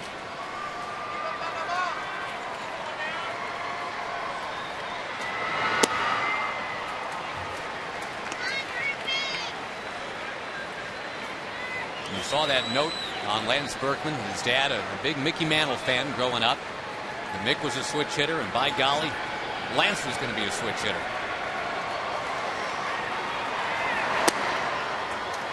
Feldman pitching carefully to Berkman. You've got Carlos Lee on deck.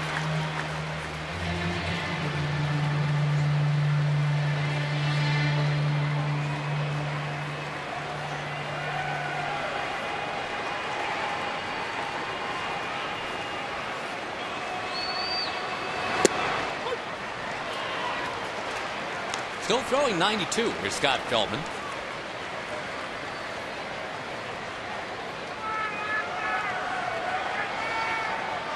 It was on a 3-1 count that Berkman homered in the 6th last night.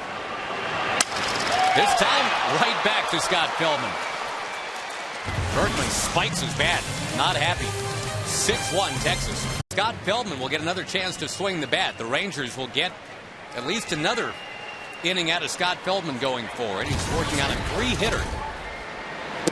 Now he'd actually like to do some hitting. Again, he's a guy that prides himself on his ability to swing the stick, but he's got to go lefty-lefty here. Well, and he's earned the right to get another at-bat, to go out on the hill and pitch another inning. He's got the 6-1 lead. And what that also does is maybe give that bullpen a bit of a rest. Aaron O'Day pitched yesterday. Frank Francisco, as we spoke to Ron Washington, the closer that just came back, he threw yesterday as well. Yeah, no way that Frankie Francisco was going to pitch all 3 games of this weekend series. He needed 1 day off, and the way this one's shaping up for now anyway, it could be today, but well, the Astros have some thump, and they already have proven they can come back quickly. They did that yesterday.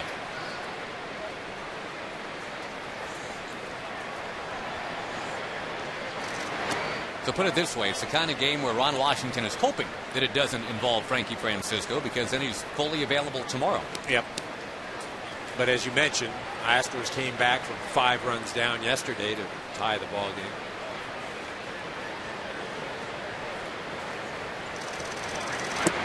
Wave and a miss. And down goes Feldman. Folks, tomorrow, NASCAR on Fox will be in Charlotte, North Carolina. Casey Kane tries to defend his title against a full field of the world's best drivers. Coverage of the Coca-Cola 600 in Charlotte begins tomorrow at 5 Eastern, 2 Pacific in high def, right here on Fox. The switch hitting Omar Vizquel, 2 for 3 today.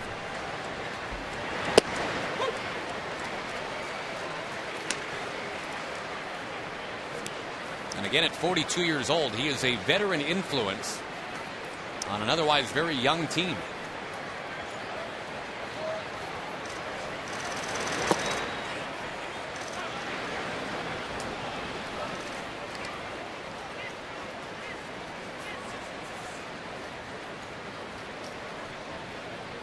Getting a chance to bring along Elvis Andrus is just part of what Omar Vizquel brings to the Rangers, I think. You got a 20-year-old who grew up idolizing Omar in Venezuela. And today, with Vizquel actually playing second base, Eric, it is Andrus and Vizquel turning double plays together. And Omar has had a very professional approach in that he still feels like he can play. I mean, he knows, not feels, he knows that he could play every day at this level still and be effective.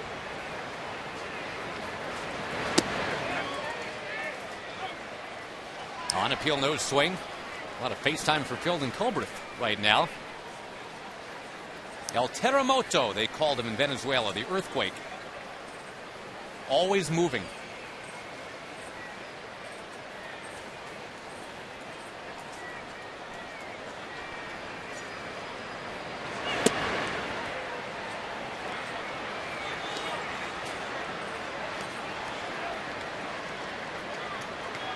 But that old saw about age being just a number, though. As Omar Vizquel hangs out with these guys in their 20s, he himself appears to have found that fountain of youth. Going to send it back. He was very happy to see all the rookies on the Rangers get dressed up in the full-on 70s style. There's Elvis Andrus in the middle. You can't miss him with the blonde wig. At the Rangers Triple Play Game Show event for charity the other night. Oh, there's some fine-looking Ron Burgundy-like costumes they had going. Omar was beaming like a proud father during that. Matsui had to navigate around the umpire to get back there, and then, as it turns out, Hunter Pence makes the catch anyway. One of the charities that both the Rangers and the Astros are involved with, Boys and Girls Clubs, the official charity of Major League Baseball, reaching more than 4 million kids worldwide. Together, they create a positive place for kids.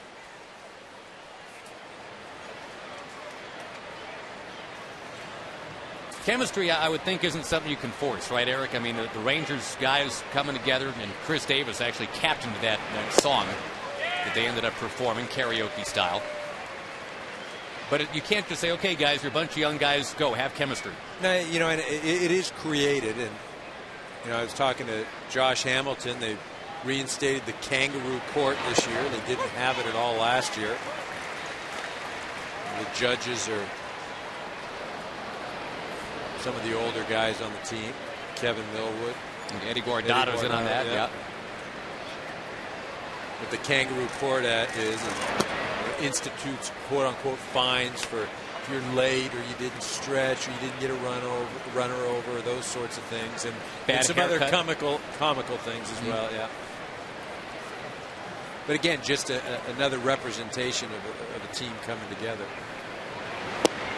Murphy swings, doesn't get it. Nice inning for Wesley Wright. 7th inning stretch here in Houston, and it's 6-1 Rangers.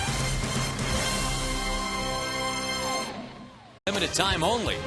By Craftsman. There's a craftsman in all of us. And by Hulu, an evil plot to destroy the world. Enjoy.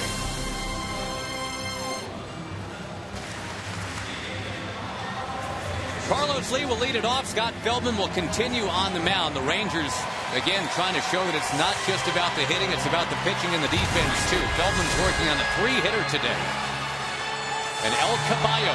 Boy, I love him here in Houston. Carlos Lee. Briefly a Texas Ranger, just kind of a stop by. The Rangers also got Nelson Cruz in that deal, and he ended up being the keeper. Elvis Andrus makes the play on Carlos Lee. We're talking a little bit this inning about the Astros and what they do going forward here in 2009. Let's bring in Ken Rosenthal. Josh, Eric, while Astros owner Drayton McClain hates to concede, he needs to recognize that his team would benefit from a sell-off of veterans. For now, closer Jose Valverde remains the Astros' most attractive piece, but Roy Oswalt could bring an even greater return. Now, Oswalt is in decline. He also has a full no-trade clause, but the industry-wide shortage of quality starting pitching would make him attractive to any number of contenders. Thank you, Kenny, and you can check Kenny out as always at FoxSports.com for his hot sports opinions. Now, Roy Oswalt and these Astros right now, I'm sure Drayton McClain doesn't want to think about something like a fire sale or anything that even smells like a fire sale right now. They're at 18-22. But Roy Oswalt, I would think, even though he's only got one win this year, well, that's a guy that would definitely be in command or in demand. Usually he's in command. Yeah, you know, I think, though, with the Astros, they still feel like there's a lot of baseball left. And because of what they were able to do last year and where they are in the standings right now, look, it's not unrealistic that they can't get back into this thing. Sure, they're at the bottom of the National League Central, but 6 games out in the loss column.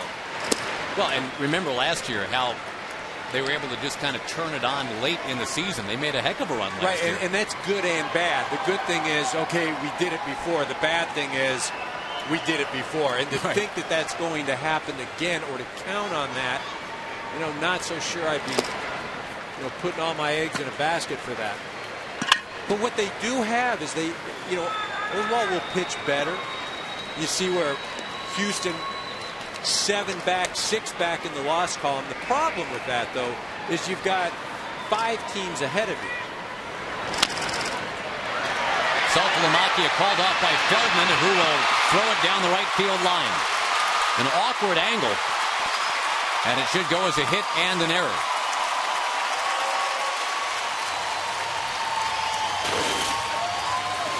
Just a bad play all the way around. Feldman running away from first base towards home. Doesn't have a play. Saltalamacchia is going towards first base. He has the play in front of him. That's his ball all the way. Now Saltalamacchia has to be more pronounced. He's got to say, I got it, scream it, make it vocal. If he gets it and doesn't make the play, oh well. But Feldman in that situation has no chance. Single and an E1. It's only the 3rd error this year made by a Ranger pitcher. Last year they led the big leagues. Made 21 from that position. Wave and a miss by Blum. Yeah, that's more, I would call that more of a mental error. Obviously the physical part, you threw it away, but mentally you've got to understand the catcher is the player that has to make that play.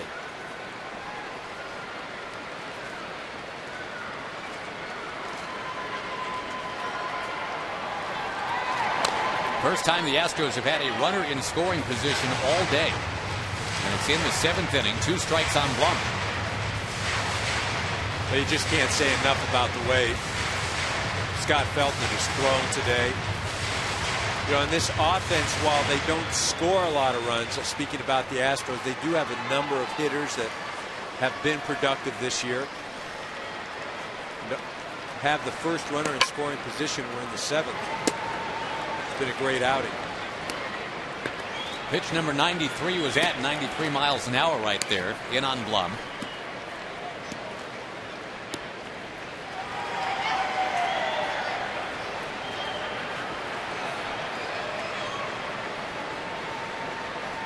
Pudge Rodriguez on deck. With a crowd of 36,019 watching on. Had 36,017 here yesterday, so 2 more people showed up. Little high, 2-2.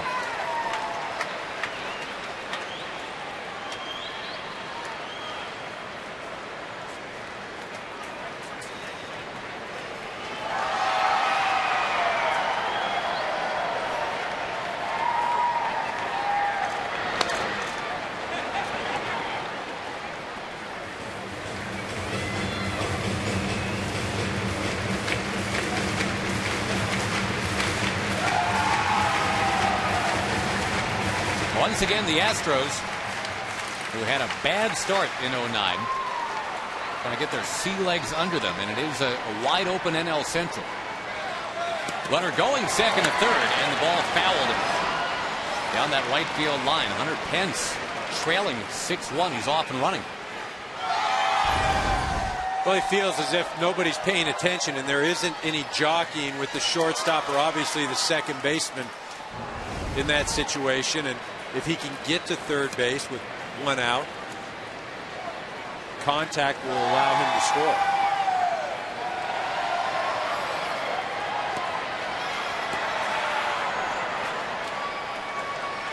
Well, the Rangers have been blasting away with home runs today. They've got a pair from Nelson Cruz and 1 from Hank Blaylock.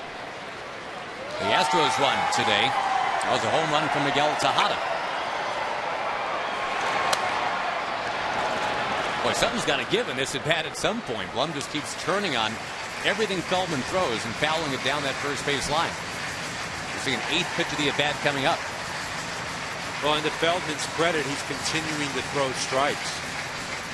Again, that's something that, Mike Maddox, the pitching coach, has emphasized, to pound the strike zone, involve your defense. See Hunter Pence with the dirty uniform in the league. Always. Like Darren Erstad back in the day. Of course, Erstad now on the Astros as well. Be like the second or third inning every game. Darren Erstad would have that brown jersey. Turning on it, and this time Blum sails it away. Deep drive, right field. He wins out with a home run.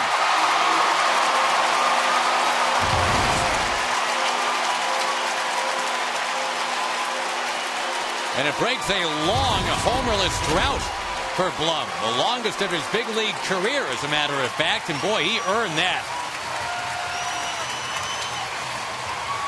Foul ball after foul ball, and then finally this.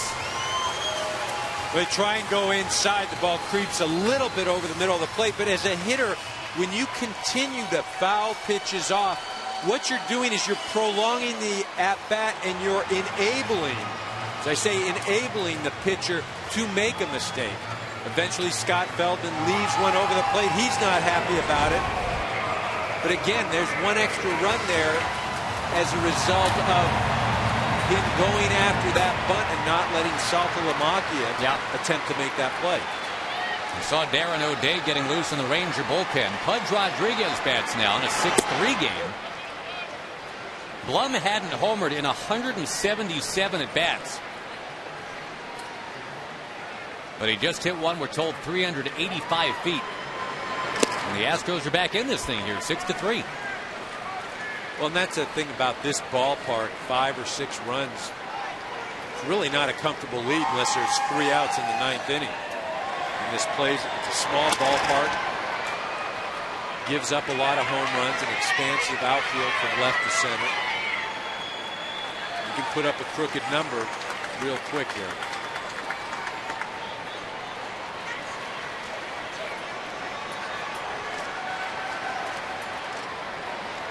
Feldman facing a guy here with 300 career home runs, Pudge Rodriguez. And Pudge marches away, down on strikes. Catchers with 300 home runs. That's a rarity. There's your guy, Johnny Bench.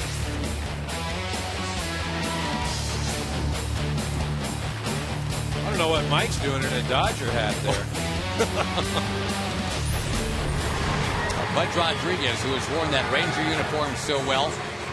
And then, as you mentioned earlier, on to the Marlins, the Tigers, the Yankees of all teams last year. That seemed a little wheels off for a lot of Ranger fans, but now back home in Texas as a Houston Astro.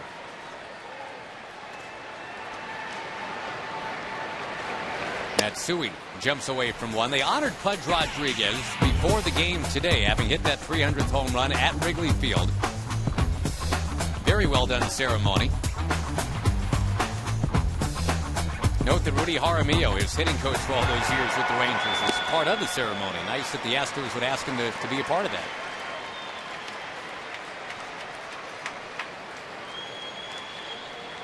that. Pudge didn't sign until mid-March this year. He went to the World Baseball Classic to play for Puerto Rico and proved that, he still has plenty left to give.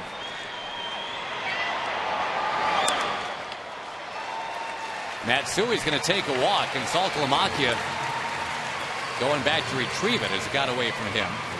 Pudge still not enjoying his at-bat. It's a 24-pitch inning for Feldman. Well, and again, as we spoke to manager Ron Washington prior to the game, this is the type of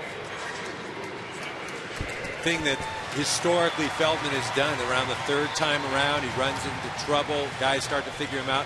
And here he just got tired. But a great job. Darren Erstad announced as a pinch hitter. Ron Washington goes to the mound to get Feldman.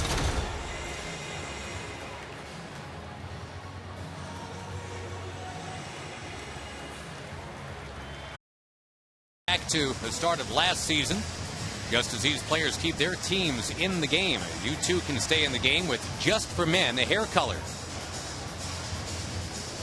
And Darren O'Day not appearing on that list, but if the Rangers keep him around, he probably will. This guy has been quite a find coming over from the New York Mets organization. He was a straight-on waiver claim by the Rangers. And so far, so great for Darren O'Day with that ERA of $1.69. Yeah, he's really fit in nicely into this bullpen. And Ron Washington has used him in a number of situations. Now that Frankie Francisco is back as a closer, O'Day slots nicely into that 7th and 8th inning. Jeff Fulcino getting ready in the Astros bullpen. And the Rangers finally do go to their bullpen after Scott Feldman gave them 6 2/3 innings. And Eric, you made a great point. If Feldman let Jared Saltalamacchia field that little squibber out in front of home plate, very likely he gets through 7 innings, and it's 6-1, not 6-3.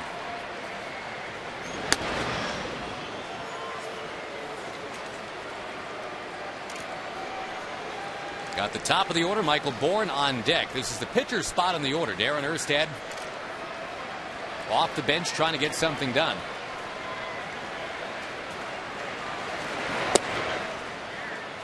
Pinch hitting has not really been a strength for the Astros yet this year. They're 8 for 60 off the bench. This is a veteran guy, though, Darren Erstad. But a guy that, you know, an everyday player for so many years, not really your utility guy that has been accustomed to pinch hitting. It's very tough. You know, a guy like Jeff Blum on this team, a guy that isn't always an everyday guy over the years, that's the type of guy you would want coming off your bench, but you know, he's been thrust into an everyday position.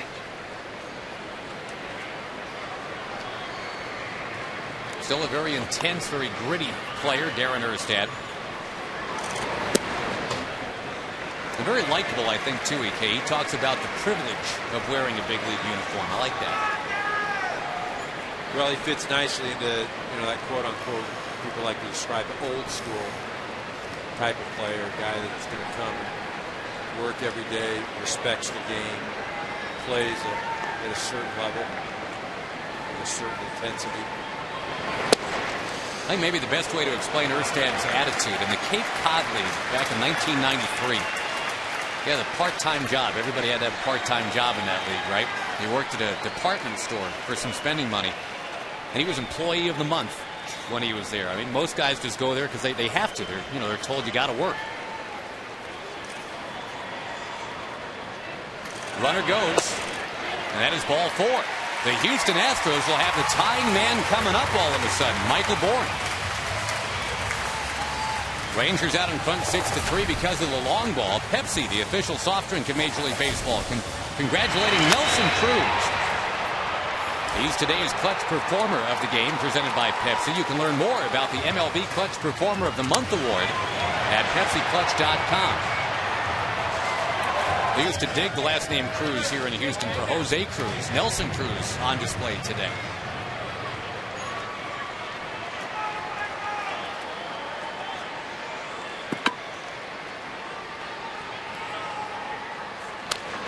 Now, Darren O'Day with that drop-down style. It's confusing, I guess, for a right-hand swinger, but a lefty probably gets a pretty good look here, I would think. Well, it gets a good look, and I think, you know, in youth leagues and maybe college, you know, that sidearm delivery is used to institute some fear in the hitter. At the big league level, it's used to create movement on the pitches. You know, so a right-handed hitter is going to run down and into you. A left-handed hitter should run away from you. Slapped down the third baseline foul. But this is interesting because Michael Bourne, a guy that likes to put the ball on the ground, utilize his speed. Darren O'Day, with his type of movement, the way he throws the ball, induces a lot of ground balls. Obviously, O'Day with the advantage now, working ahead in the count, 0-2.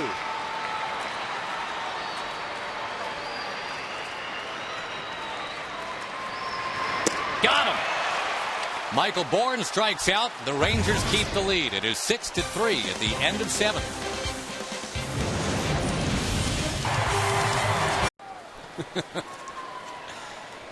The Astros are coming back today. They had trailed 6-1.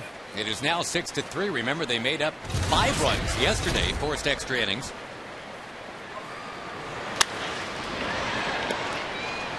Josh Hamilton puts the first one in play against Jeff Fulcino.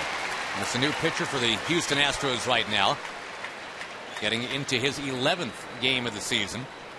The Astros have done a decent job keeping down Josh Hamilton in this series so far. But can they tame Nelson Cruz? He's got 3 home runs in his last 4 at-bats.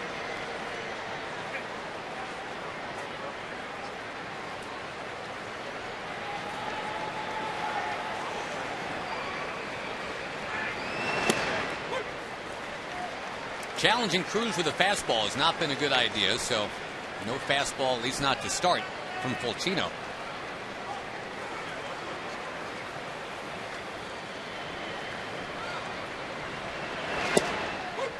Same pitch, same place. Yeah, 2 breaking balls up in the zone.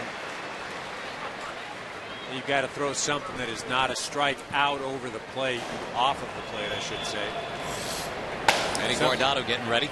Yeah, something that Cruz can't get to. Now back with the heat and struck him out. Time for the Hulu game summary. Well, the Rangers still all about the long ball. Miguel Tejada has become about the long ball again. Jeff Blum had a long homerless drought going back to last September, but he's on the board now. Game summary brought to you by Hulu, an evil plot to destroy the world. Enjoy.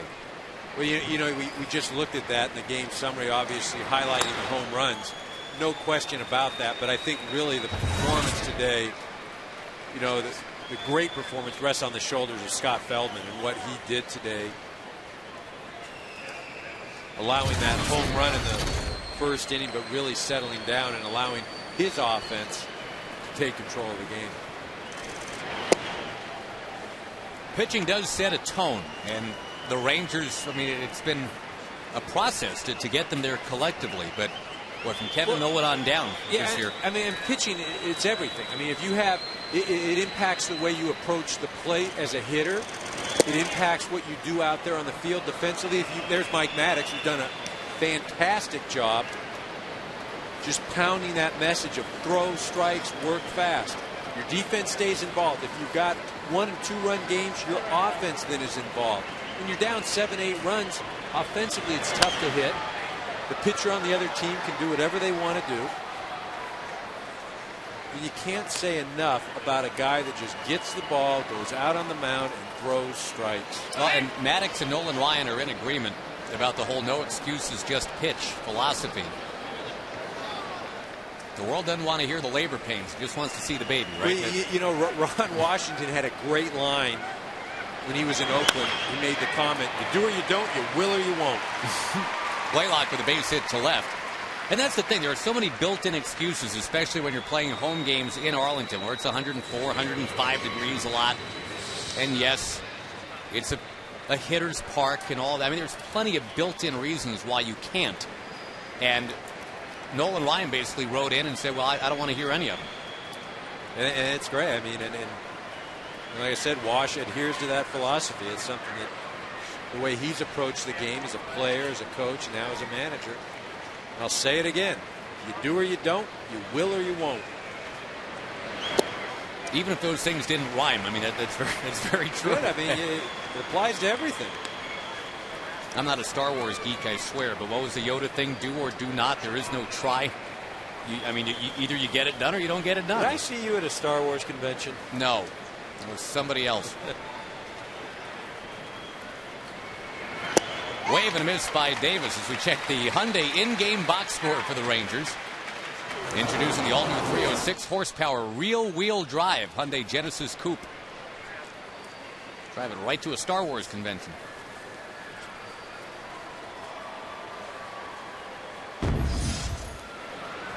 Two strikes to Davis, and down he goes. He has now struck out in 10 of his last 12 trips to the plate. The Astros back to within 6-3. They've got Berkman coming up. Homie to Carfax.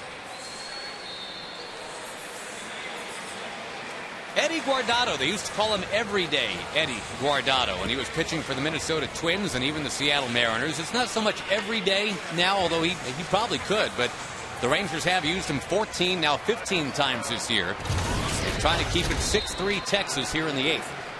You know, if ever there was a guy that epitomized the philosophy of just throw strikes and work fast, it's this guy, Eddie Guardado. I mean, when he was throwing well as a closer a few years ago, that's all he could just get it and throw a strike. Didn't have great stuff, but man, strike one all the time.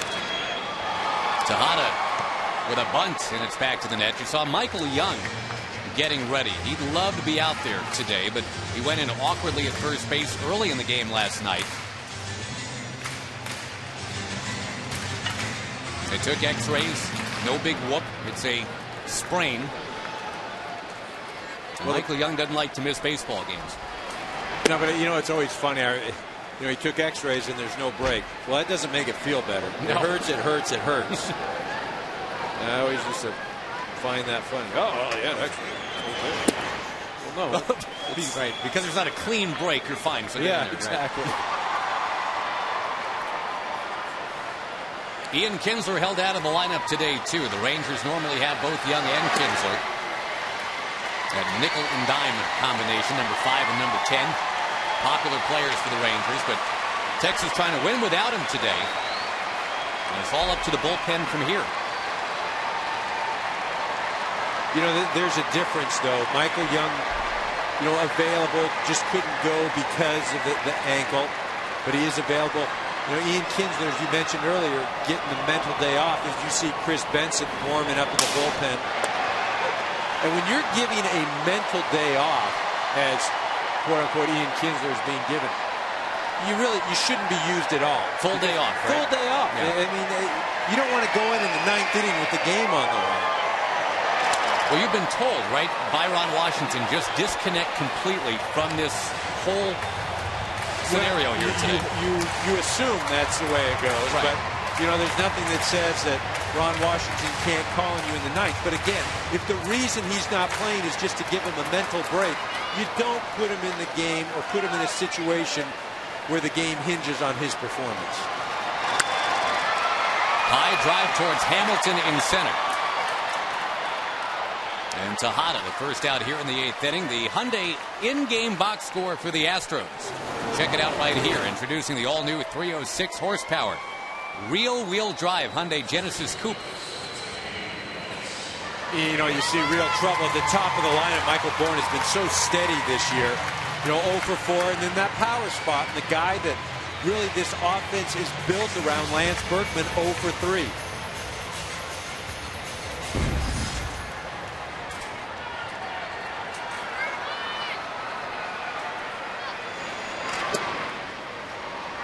Berkman takes up too high.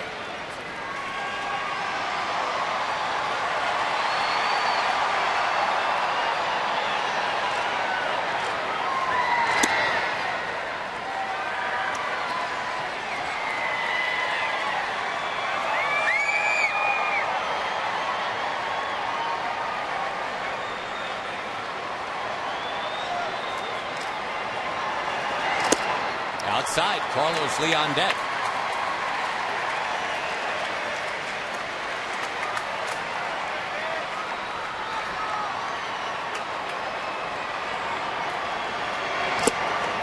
Outside corner.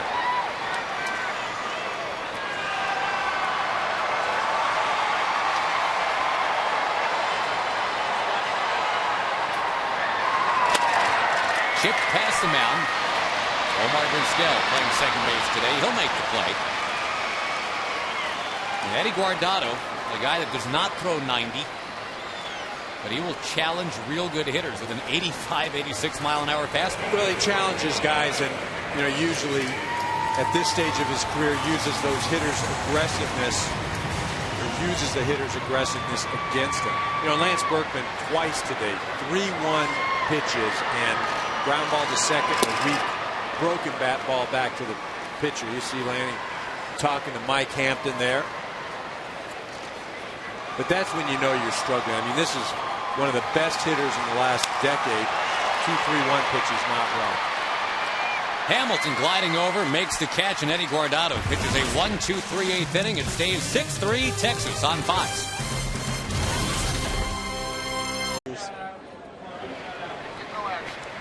Rangers shout right back today. They've got a 6-3 lead as we go to the 9th inning. Jared Saltalamacchia takes up and outside. Rangers doing it old school today with the long ball. Pair of home runs from Nelson Cruz for 4 runs batted in. Hank Blaylock has 3 hits, including a home run. And again, the pitching, yes, absolutely is making a difference for this Texas ball club. Scott Feldman went into the 7th inning today, and he's on line for the win.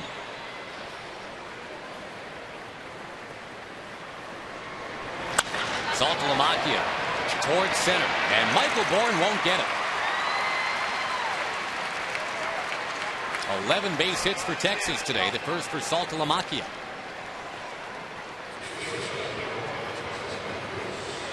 The other part of that Mark Teixeira trade that's getting a lot of attention, not just Saltalamacchia, but Elvis Andrus. Teixeira now a New York Yankee, of course. The Yankees about to come to Arlington to play the Rangers. But first, this Lone Star Series, Rangers and Astros, become an annual tradition thanks to Interleague Baseball.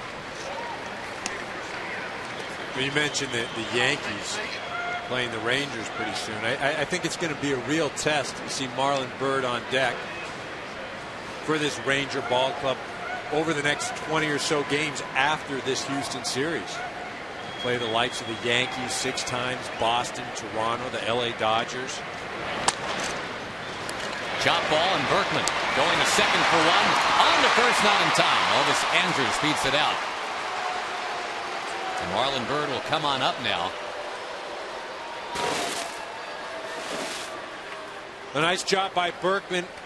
You see him grab the ball, the runner on the outside part of the plate. You see Tejada catches it on the inner half of the bag, so there's no interference from the runner. Berkman has a clear path to make that throw.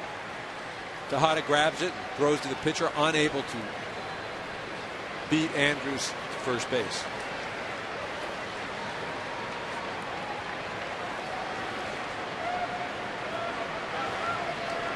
So Byrd off the bench.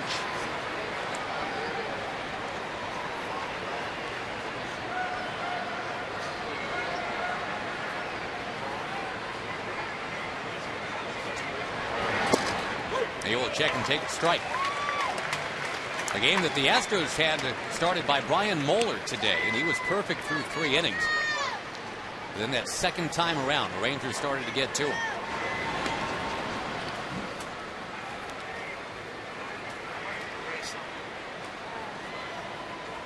By the way, a DirecTV game break coming up very soon.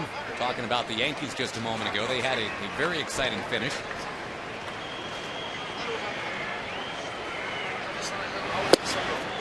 Strike 2 to Marlon Byrd. Well, the Yankees are starting to get hot again. I don't think it's any coincidence with the return of Alex Rodriguez.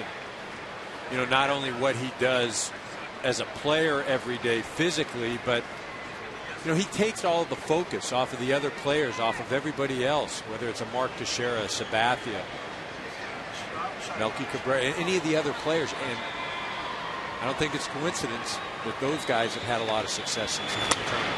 You saw the other Rodriguez, of course, Alex Rodriguez and Pudge Rodriguez were teammates, not just with the Yankees, but with the Rangers.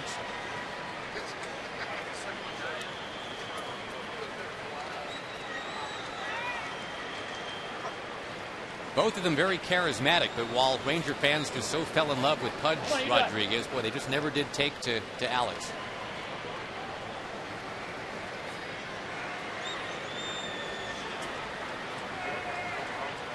Andrus goes, and Byrd puts it in play with the runner in motion that keeps the Rangers out of a double play. Now that DirecTV game break with Chris Rose. All right, guys, drama in the Bronx. In the 9th, down 2 with a man on. A-Rod against former Astros closer Brad Lidge. An A-bomb for A-Rod. That's right, 7 homers in his 10 hits this year. But later in the inning, it's Mel Cabrera with his 3rd walk-off hit of the season. RBI double scores Robinson Cano. Yanks have won 10 of their last 11. Remember to follow your favorite Major League team. Only on DirecTV. They're jumping for joy in the Bronx. Thanks, Chris. The Yankees, yeah, they are starting to get it right now, and a lot of exciting finishes. Over which John Sterling can lose his mind.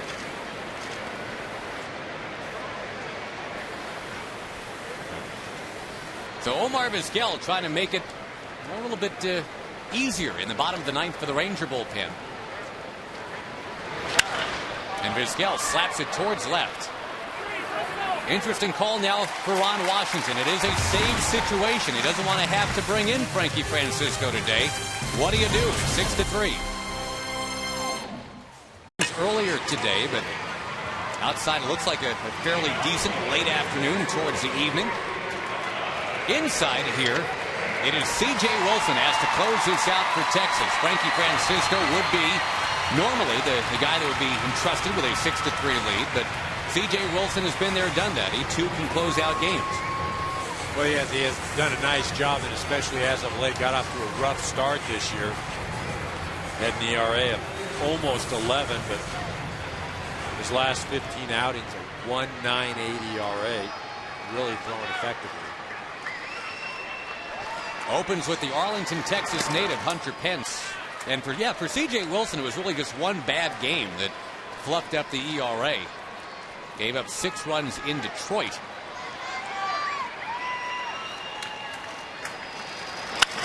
Ground ball here. Elvis Andrus smothers it. Gets up, fires, saves the call.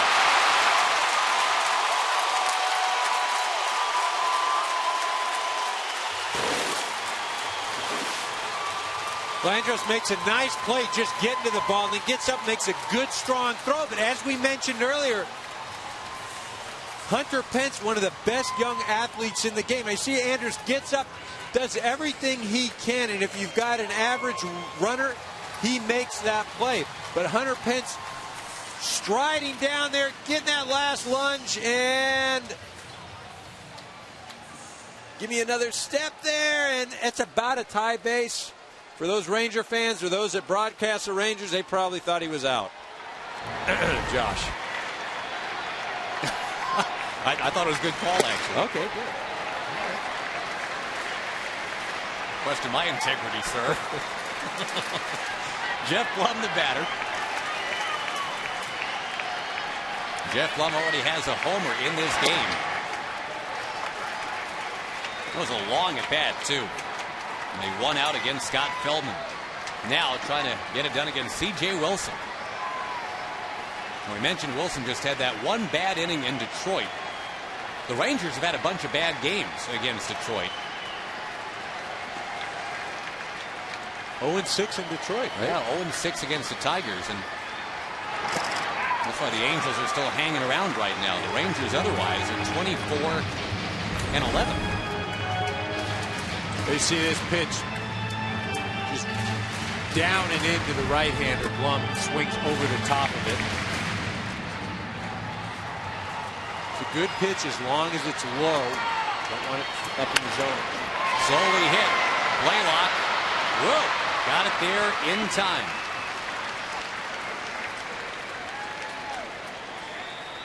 So Pudge Rodriguez will bat, but not as the tying man. Look at what's happening next week on Fox Saturday Baseball.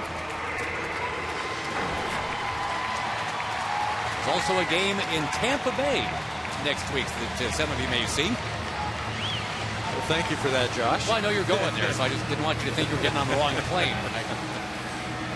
The producer of today's game, by the way, Jeff Gowan. Our director, the great Bill Webb. The associate director, Charles McDonald. Broadcast associate, Yvonne Wagner. Our technical producer, Dan Rotante. Pre-game show produced by Don Bowie. The highlights coordinator, Janice Casaza. Pudge Rodriguez, a drive. Josh Hamilton going back. Wrong part of the ballpark right there for Pudge. Our studio technical supervisor is Jack Simmons. Supervisor of remote field operations, Jerry Steinberg. The senior producer of Fox Sports is Bill Brown. The executive producers of Fox Sports are, as always, Ed Gorin and David Hill.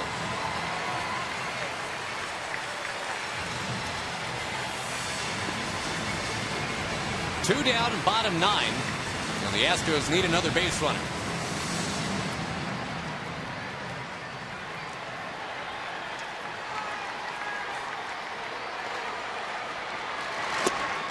Strike on the outside edge.